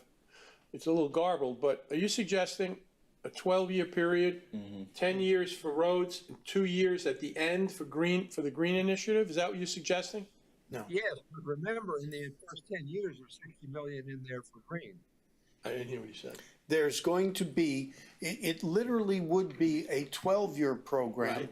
because a percentage of it would go to the green belt over the 12 years. That's not what he said. No, it's got to be done that way. I understand that, You but that's- can't end one and then pick up the other. It's Well- got to be for the full 12 years. Am I mistaken? That's right. Well, it has to be, of course it does, Yeah. but that's why I asked. If Yeah, that's what it's he- got to be the 12 years like that, and then you're going to raise enough money. And the idea of raising the money at the beginning is there's seed money that you would raise in the first or second year to begin buying off some of the developments. What's the split? Well, the split is whatever we decide the split is going to Then be. you may not need another 2 years. Yeah, could be. Let's years see would what be- other people have to say. Logan? Thank you, Mr. Chairman. I'll try to be brief. One of the things I do struggle with is we said that there's nothing on here about new roads. But the way it is written right now does give the town of Bluffton access to new roads. It has, if you look on, it's Exhibit A, item number 14. Bluffton's regional roadway network has the implementation of any Bluffton projects listed in the priorities and the approved LATS transportation plan. Bluffton Town Council would designate projects to be undertaken by Beaufort County. Number 2 on that list is a brand new road. It is 5B, and they could pick anything off of LATS. So unless we swipe that out, which is the only way I would support any of this referendum, that it still comes through county council, I'm not sure how we can promise that it would be no new roads. That's one part of my statement. The other part is I will not be a fan of 12 years. I'm already struggling with 10.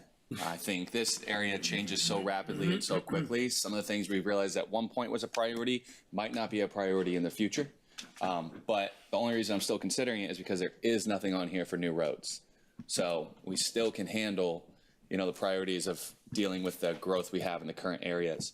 The 80-20 split sounds pretty good. I think you could even go higher if you needed to, because I think there's leeway with some of the budgets, the money allocated to certain areas. I've gone on record before, I'm not a big fan of mass transit. I see Palmetto Breeze go in front of my work every single day, completely empty, time and time again. And I struggle with some of those things. But those are my thoughts on it right now.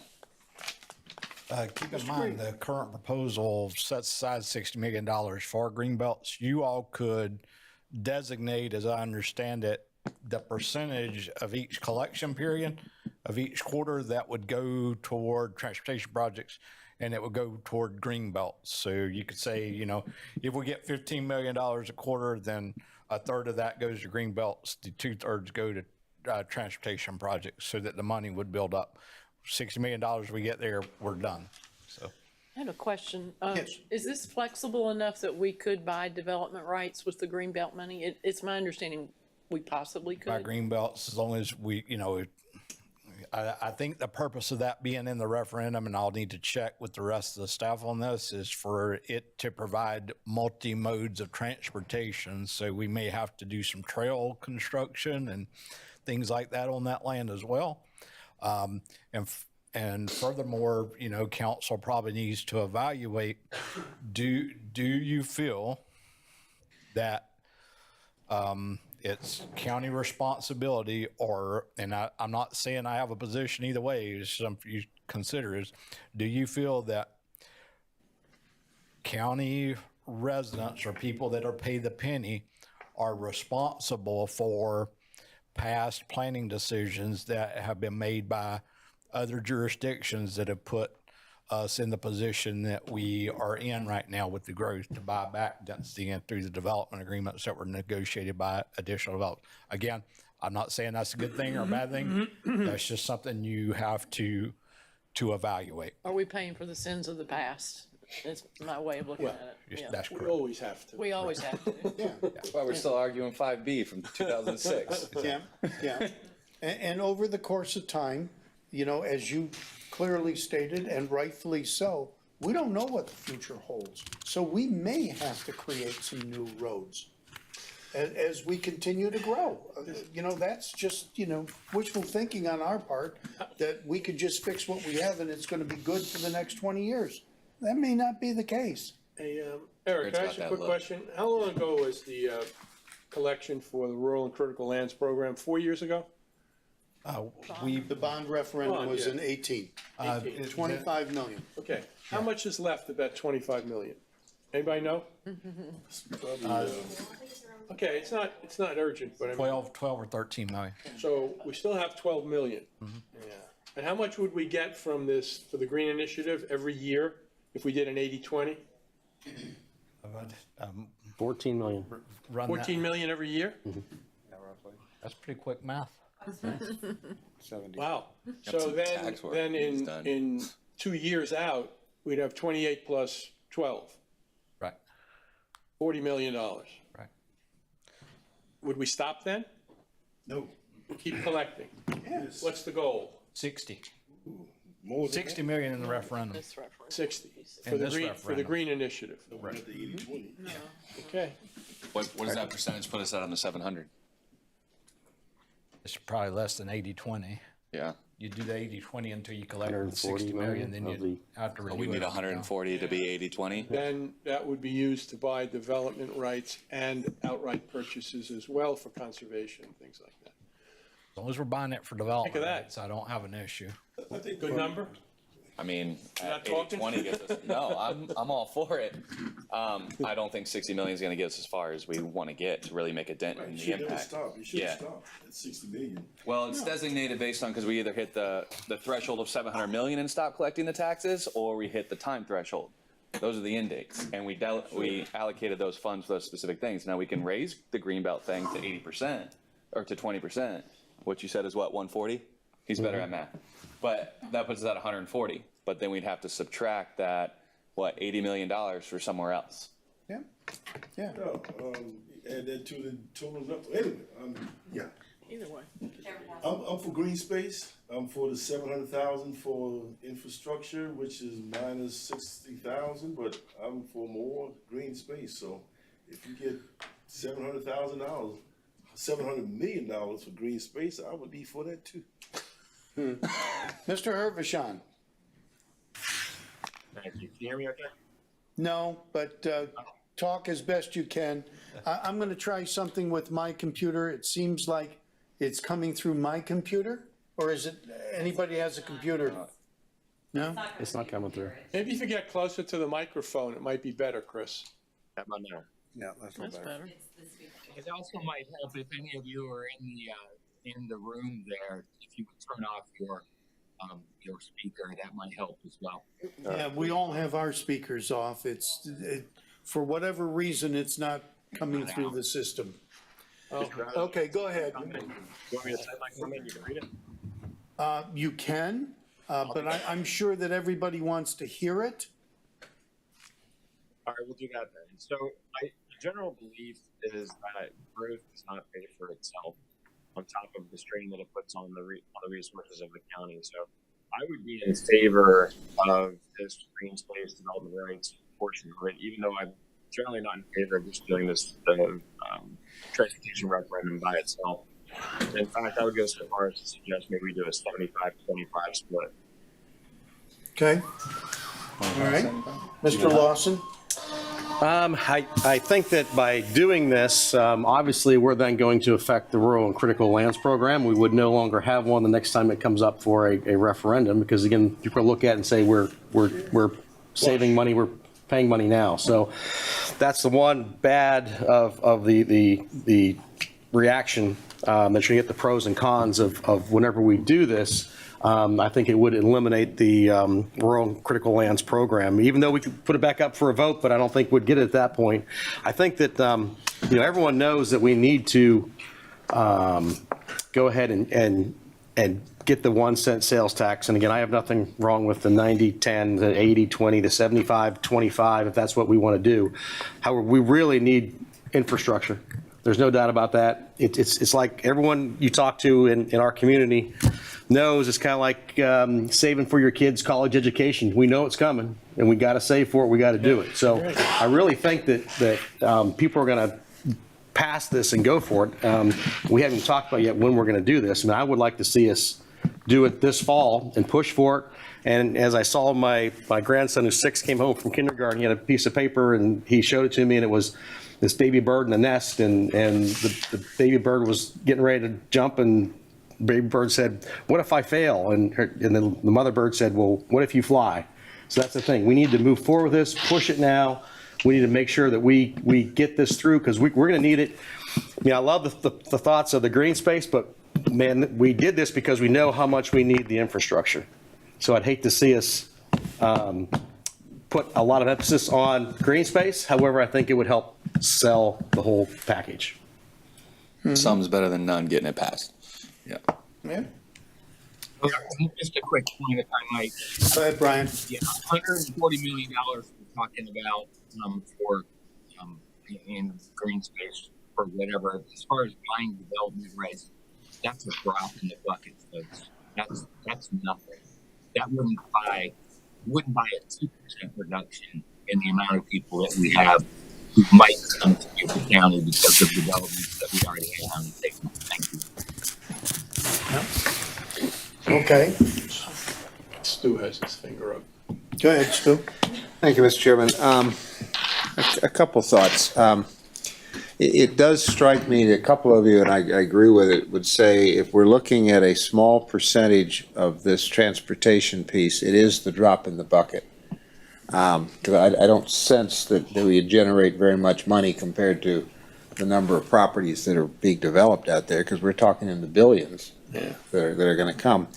I think where Senator Davis was coming from, perhaps, was should we be considering first splitting it in two, so you have two referendums. And I don't know which has the higher probability to pass, but I kind of have a gut feel that it might do better if you split them, but I don't know that for a fact. But it's not out of the question to essentially say, why don't we do a penny of both? You do one for the green space, which I think the people may buy into based on our history with the rural critical program, and then you maybe do one for the transportation.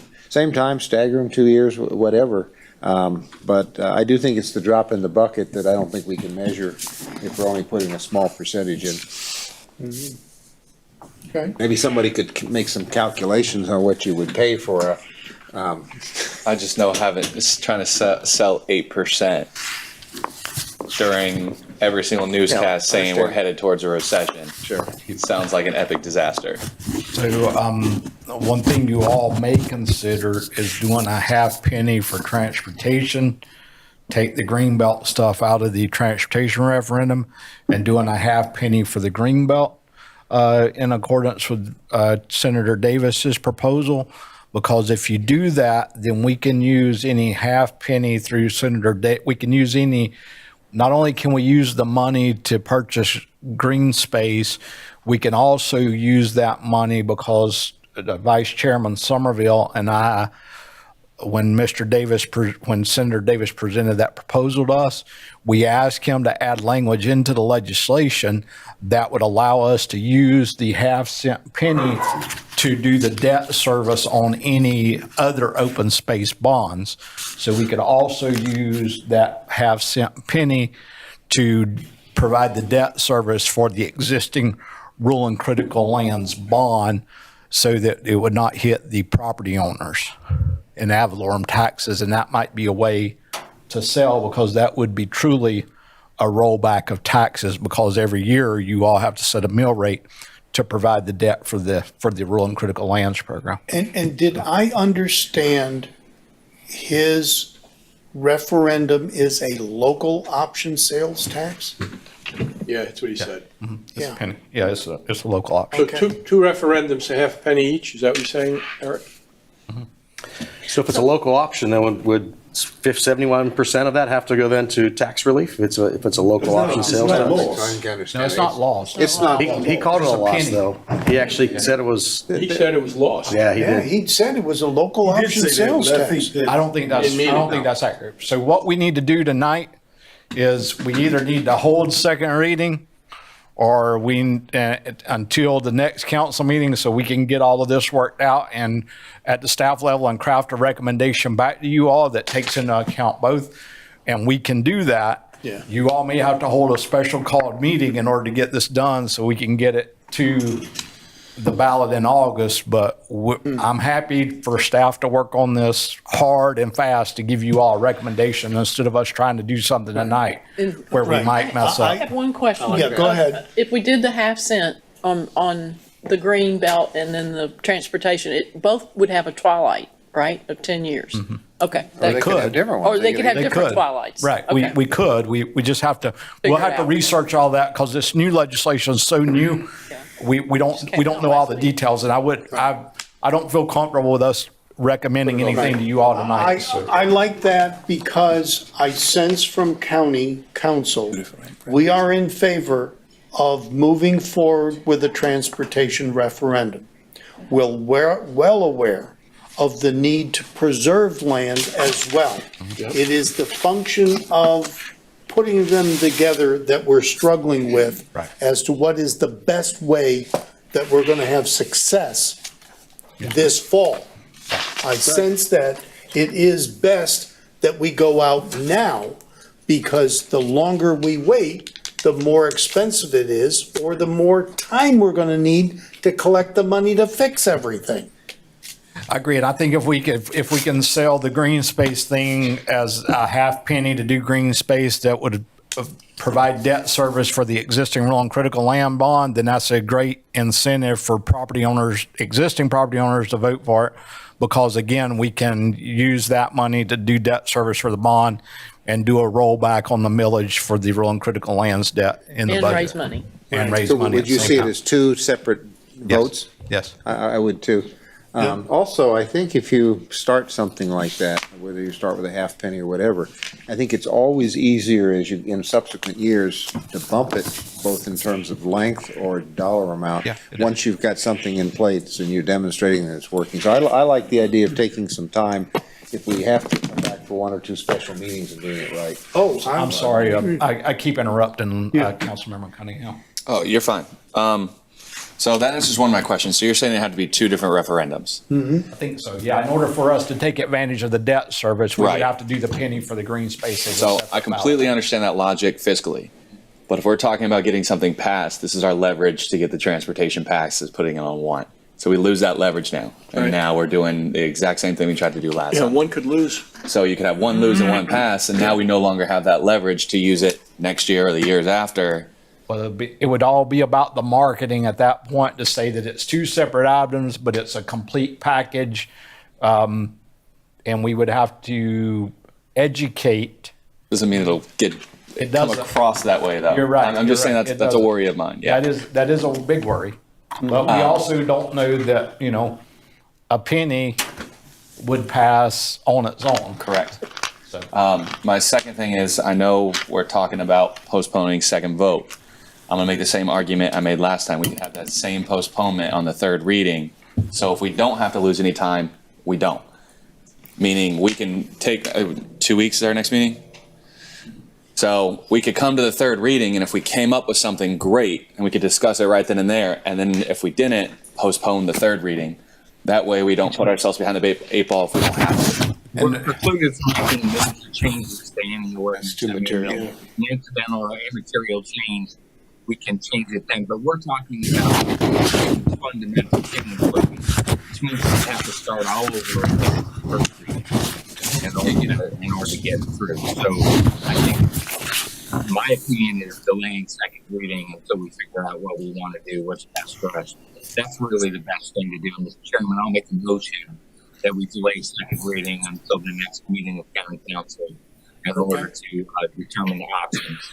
All right, so Mr. Flewelling has made a motion that we postpone the second reading until the next council meeting. Second.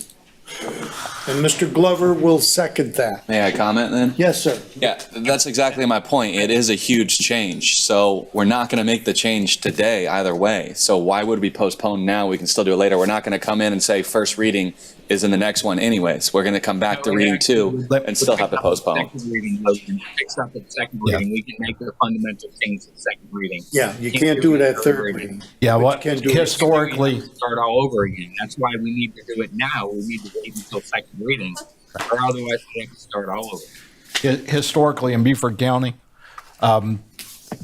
what's happened if something's amended at third reading and it's significant enough, then it reverts back for a second reading anyway before you can go to third. So if we postpone it tonight, then we're still going to be at second reading. We can do what we need to do, and then you all can give it the second reading and then give it third reading at the appropriate time. You're not going to lose either way. Yeah, I see what you're saying. It's going to be on the same time cycle as what you're proposing. Okay. Okay, does everybody understand Mr. Flewelling's amended motion and Mr. Glover's second? And this will be done without objection. Are there any objections? No objection, but I just want to make one comment to the administration. When you come back, I would love to see the math on all of this, because I don't want us to shorten or to deprive infrastructure at all. So just want to see the math and the anticipated revenue coming from all of this. I am a lover of green space, but I also know that we got to have infrastructure in, and so we got a good proposal going forward right now. So Yeah, let's do the math on it. I would just caution council, we'll do the math. I won't do the math because, You're planning.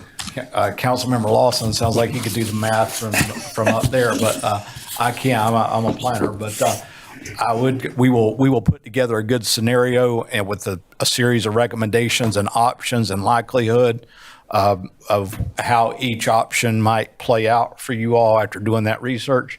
I would caution you all that if you do a penny for green space, that's going to be for the purpose of buying down density, that we have the municipalities on board with that, because that needs to apply to existing development agreements in place and not bad deals in the future that, developers can say, oh, well, I got this development agreement approved with this municipality. I want you all to buy my green space, buy down my density now because I got this new development agreement approved.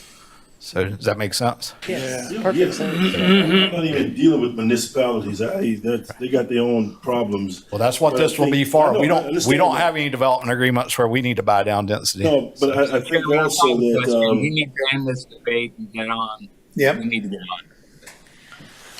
Well, that's his. I didn't get Ryan's comment, but. He wants you to move on.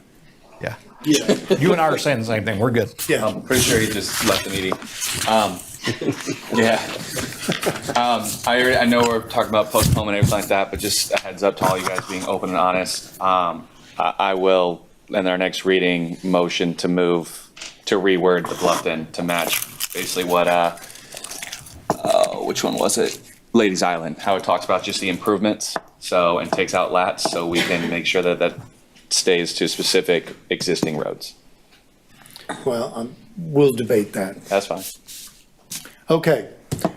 We have a motion and second to amend to postpone the second reading to this evening to the next council meeting, which will be July, what? June 27th. Right. Okay. Okay. Is there any objection? Seeing no objection, the motion carries and the second reading is postponed until the 27th. Item number 15 is a first reading of an ordinance authorizing the county administrator to execute the necessary documents and provide funding for the purchase of real property identified as 3600 Road for the Hilton Head Island Airport expansion project. A motion, please. So moved, Mr. Chairman. Mr. Rodman makes the motion. A second. I'll second, Mr. Ms. Chairman. Howard makes the second. Any discussion? Seeing no discussion, this will be approved without objection. Item number 16 is approval of a resolution to allocate hospitality tax funds for the emergency repair of the Sands Boat Landing. I'll make a motion, Mr. Chairman, to approve the resolution. Ms. Howard makes the motion. A second, please. Second. Mr. Glover makes the second. Any discussion? Joe? Yes, sir? I won't vote against it, but I continue to believe that we have to do 3 readings on these things. We're appropriating funds, just some kind of a blanket appropriation. We can come back and say we can spend it any way we want to. I don't believe it's correct. Okay, so let me make sure that the council is aware of something that you all might need to correct them based on that. Councilmember Rodman is correct. In order for you to allocate a tax money under the current ordinance, it requires an ordinance in 3 readings. I've been told that you all as council ask that we change that process to make it a resolution and a single reading. That change is in the budget that you all just gave second reading to tonight. If you all do not want us to approve the A-tax allocations by resolutions and 1 reading, you need to tell me now so that I can take that out and get that changed prior to the 3rd reading, because that's in there. Mr. Chairman, that's for the debate for another night as well. And I was not under the impression that we could amend our rules of council government by a budget change, by a budget movement. I'll let our legal counsel weigh in on that. If I can first address the microphone.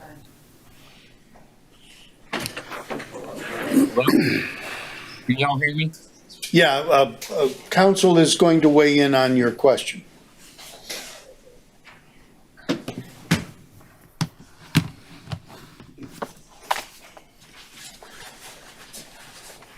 This ordinance, number 16, this is an exception to the requirement of an ordinance.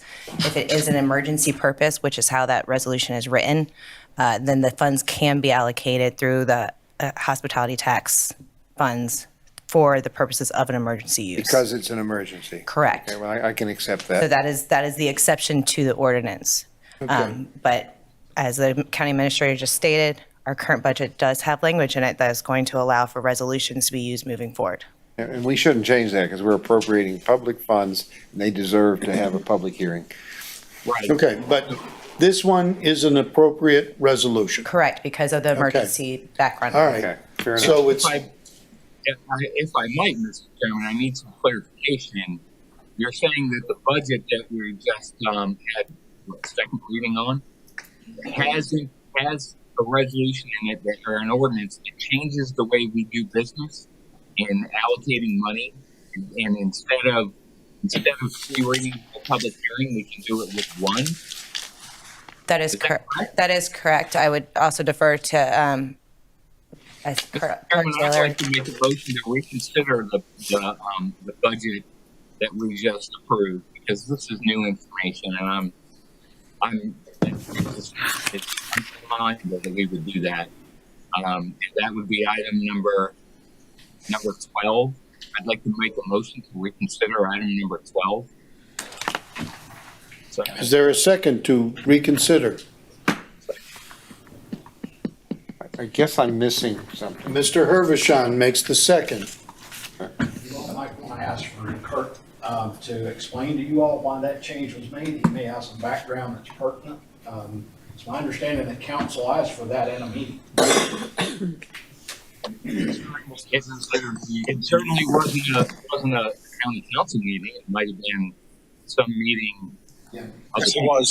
Sorry, Mr. Llewellyn, but yes, it was.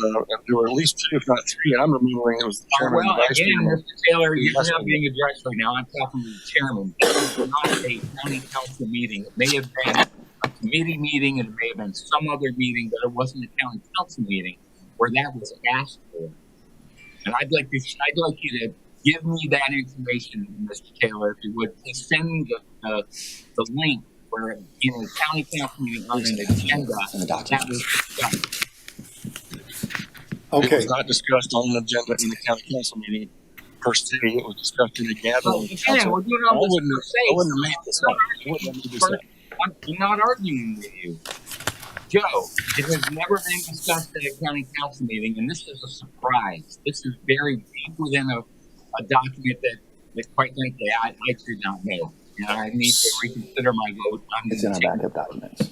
So, Mr. Taylor, wait, what is the gathering of council? It was in a meeting of at least a committee. Again, I didn't dream this up on my own. There were at least 2 council members saying, I wish we could streamline this process and do it that way. And I told the administrator at the time that they would deal with it in the budget. And here it is.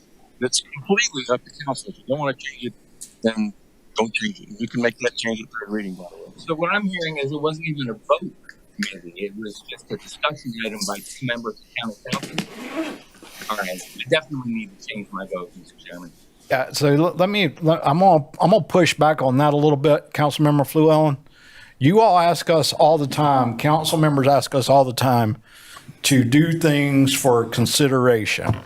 I should have brought that to your attention prior to second reading. I intended to do so, but the meeting kind of got away from me tonight with all the presentations, and I lose track of everything that I mean to bring up. But it does not have to be an official vote of council in a meeting for us to consider fulfilling individual council members' request for us to do things for the full body to consider in a meeting. So I'm let me stop you right there, Eric. My problem is not that this was brought forward as something for county council to discuss and vote on. Okay. My problem is that it was put into a budget document. Okay. If you want to have county council vote on a change in our procedure, I'm absolutely fine to have that discussion. But to have it snuck into a budget document makes it sound like we're part of the federal government. I'm not going to do that. We have rules, and we need to discuss changing those rules individually and as a whole concept, and not just as part of some omnibus bill. We don't do that at county council. Please, Mr. Chairman, I call the question. It is non-debatable, and it needs to be discussed or it needs to be voted on right now. This is late hour, very late hour. Let's cut the chatter, get the business done. It is a reconsideration of item number 12, which was the public hearing and second reading of the budget. Is there any other discussion before we call the roll on this one? Mr. Rudd? I need to understand the question. The question is, we would reconsider the second reading of the item number 12, the budget. And the 2 individuals would be no votes at this point in time. What's the reason for the reconsideration? Because Mr. Flewelling says there is language in the budget document that refers changing the procedures we have now from an ordinance, which would require 3 readings, to a resolution, which would require 1 reading. In emergency situations, right? No. Anytime. Anytime. Okay. In other words, this item number 17 that we have regarding the stands, that's already covered. We already have authority in an emergency to spend that money. And so we already have that authority. What they're talking about is changing our ordinances, changing our ordinances so that instead of 3 readings in a public hearing for any expenditure of money, it would be a resolution. Right. It's not correct. It's only for A-tax and H-tax. For A-tax and A-tax. That's fine. Okay, so before we take this reconsideration, did we ever take a vote on item number 16? I don't believe so. I don't believe we did. Is that correct? We did not? That's correct. Right. So, hold your reconsideration till we take the action, and then we'll come back to your reconsideration? Yes, sir. Because we can do that. Let's do that. So, item number 16 is a legitimate resolution because it is an emergency repair. It has been duly motioned, seconded, and discussed. This will be approved without objection. Are there any objections? I see no objection, so item number 16 is approved. Now, Mr. Flewelling has asked us to reconsider item number 12 that we voted on and approved, because he now has heard that within that document, there is language that will change from having an ordinance and 3 readings for the expenditure of funds to a resolution. And no public hearing. And no public hearings. A tax and H. But it's only for A tax and H tax. Okay, so just want to clarify that it is only for A tax and H tax. And 12 did not anticipate A tax and H tax. So I think they're 2 separate deals. I don't think that. They have nothing to do with A tax and H tax. Right. Do they? Right, so, Yeah, that's just county budget. yeah, so, In other words, we know so little about it, Mr. Chairman, we couldn't have known what we were voting on. And we need to give the council an opportunity to know what we're voting on.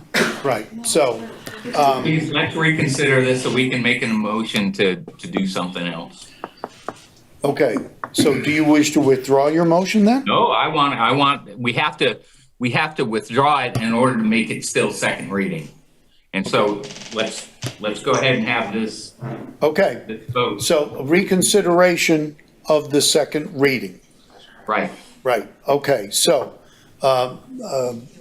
yes, you will call the roll. Mr. Flewelling made the motion, so he votes first. And then Mr. Hervishon votes second, and then you can go down the list. I vote yes to reconsider. Councilmember Hervishon? Yes. Councilmember Glover? Yes.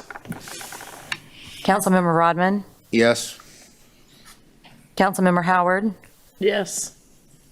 Councilmember Lawson? Mark Lawson, yes. Councilmember McGowan? Yes. And Chairman Passman? Yeah, I might as well say yes too. Vice Chair Somerville? My superfluous vote, yes. Mr. Chairman, my understanding. I'll vote yes too, Sarah. Yes. Oh, We're missing Logan. Jeez. Looking right past It's late, Logan, all right. Tell you. So, It's my understanding, Robert's Rules of Order, that the first and second of the original motion stand. Is that your understanding as well? the first and the second of the original motion stand, yes. That's right. So the motion as previously amended, I don't think any amendments happened. I'd like to offer this amendment, sir, that any language regarding changing the procedure of approving expenditures in Beaufort County contained within that ordinance be removed. And we'll discuss it at a later time. We'll have an opportunity to pass an ordinance, but that's my motion, that any language regarding change of procedure for passing a budget authorization be removed. Okay. If I can make a suggestion, Councilman, I know your concern is directed towards the accommodations and the hospitality tax. There is Actually, any expenditure, it needs to be 3 readings in the public hearing if it's required currently. You're talking about a change. We need to discuss the change as a council. Understood. There is a specific section of the current budget ordinance that I think would be appropriate for you to make the motion directed specifically at that. Would you like to read me that section? I can have it right here if you would like. Go ahead. Is section 21, the expenditure of state accommodations tax and local accommodations and hospitality tax funds. In accordance with Beaufort County Code of Ordinances, Chapter 66, Article 2, this ordinance hereby authorizes the appropriation and utilization of state accommodation tax funds and local accommodations taxes and hospitality tax funds to be accomplished by the adoption of a resolution by County Council. Thank you. And there are no other discussions about changing ordinances regarding expenditure of funds? I would defer to Attorney Kurt Taylor. I don't believe there are, but he's the drafting attorney for this. There's only that one section. Thank you. Mr. Chairman, I would make a motion that we remove section 21 from the ordinance. Second. Do our other amendments then still stand? Do the other two stand, the other two Yes. amendments? That's correct, yeah. Yeah, everything else stands. All right, everybody clear on the removal of that language, which will keep it at 3 readings unless it is an emergency? Okay? This will be approved without objection? The removal of that section. Yes. I see no objection, so that is approved. So since Thank we. you. I would suggest that you consider the budget without objection as well, sir. Yes, so now we're back to the original motion with the 2 amendments and the reconsideration, which amended it again. Yeah, all right. Yes, okay? Everybody understands that? Is there any discussion?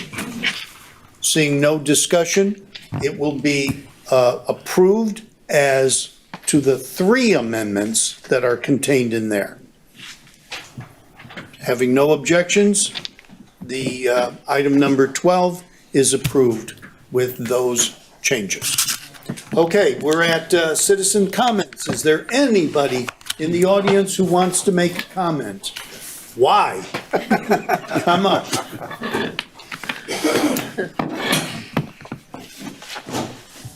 We're actually doing a lot worse than that. Yes, how you doing? My name is William Smith. Actually, I'm here tonight because of the fact that we have ATAX money. I mean, I believe we might call it ESSA funds here, I'm not sure. But the American CARES Act money, to be more, excuse me, the American CARES Act money to be more clear. And talking about that, a couple of weeks ago, we had a bunch of, actually about maybe a couple of months ago, we had a bunch of community meetings. And I noticed down here at the tennis courts, we're taking the tennis courts down. But one of my complaints is that how are we getting the community involved in the spending of this ESSA money? Because what ESSA calls is for to have community involvement, and just to have. I have not heard of any community meetings directly in towards ESSA funds. But what I have heard of is that the county administrator has a ESSA fund team that is comprised of different businesses and the different components of the county. So where is the community really being involved? And let me bring it a little more closer to you. One of the reasons why I'm concerned about it as well is that within the last couple of weeks, so how much caskets have you guys seen up here? Because I've seen a lot of caskets, and we can talk about the sheriff department and every other department, the solicitor's office, about what they can do in this town. But until we get something for the younger generation to start doing, because if you go on a Saturday night or a Friday night to that waterfront, it's packed with our babies down there. It's packed with little boys and little girls who have nothing else to do. The younger generation from 30 to from 25 to, I say from 25 to maybe even 40. What is it to do? How are we spending the money in Beaufort County to support the county? All these dead bodies that we're getting in the county, the blood's on the county council hand. Because the government just gave us a ton of money to help this county out. And the question is, where's that money going? How are we spending that money? Me personally, I'm tired of seeing the caskets. I'm tired of seeing it. I've come to y'all several times. I see Mr. Passman, he's looking up at the time to see how long before I'm finished. It's absurd and it's disrespectful to the community. The community feels that way. I've had people who've asked me that. When are they going to do something for the young generation? When I grew up, we had skating rings. We had different things for young generation to do. We don't have that anymore in Beaufort County. Where can young kids? We don't have a movie theaters. They took that down for Publix. So what's next? Help me figure it out, County Council. That's why y'all elected. The senior citizens on St. Helena Island, and y'all took those and y'all put us up on the PALs. The community they're upset and they're concerned about that. You took it up on the PALs. The PALs had all these meetings, and we don't see where the funding is going. We don't see the actual plan. It's just like having a house and having a living room. And in your house, you move around stuff out the den, put it to the kitchen, move some stuff from the kitchen, and you put it in the garage. That's what the citizens of Beaufort County, that's what's going on right now. That's how they feel. That you're just moving our stuff around in the house. When are we actually going to come with comprehensive plans, have meetings with the community members, and see what the people who are from here too as well, what they want? Or how can we sustain some of this crime rate that is going on in this county? Because I don't know how much longer it's going to be safe behind those gates either. I'm pleading for you, ladies and gentlemen, to help me understand what are we going to do to save our babies here in Beaufort County. I applaud you for moving the school board budget, but the school board budget ain't gonna do it because you only some of them are gonna be smart, but some of them still gonna live here, and we have to educate the ones that are here. How are we gonna stop some of this violence that is going on right here up under our nose? Everyone doesn't golf. Everyone doesn't have a movie theater in their home. Everyone don't have correct funding to take their kids and their family places. Please, I urge you, let's stop putting these caskets in the ground. How can we save our young community and our working class citizens in Beaufort County? Where is that money at? How is that money being spent? That's all I want to know. Thank you. Any further action to come before council? Seeing none, this meeting is adjourned.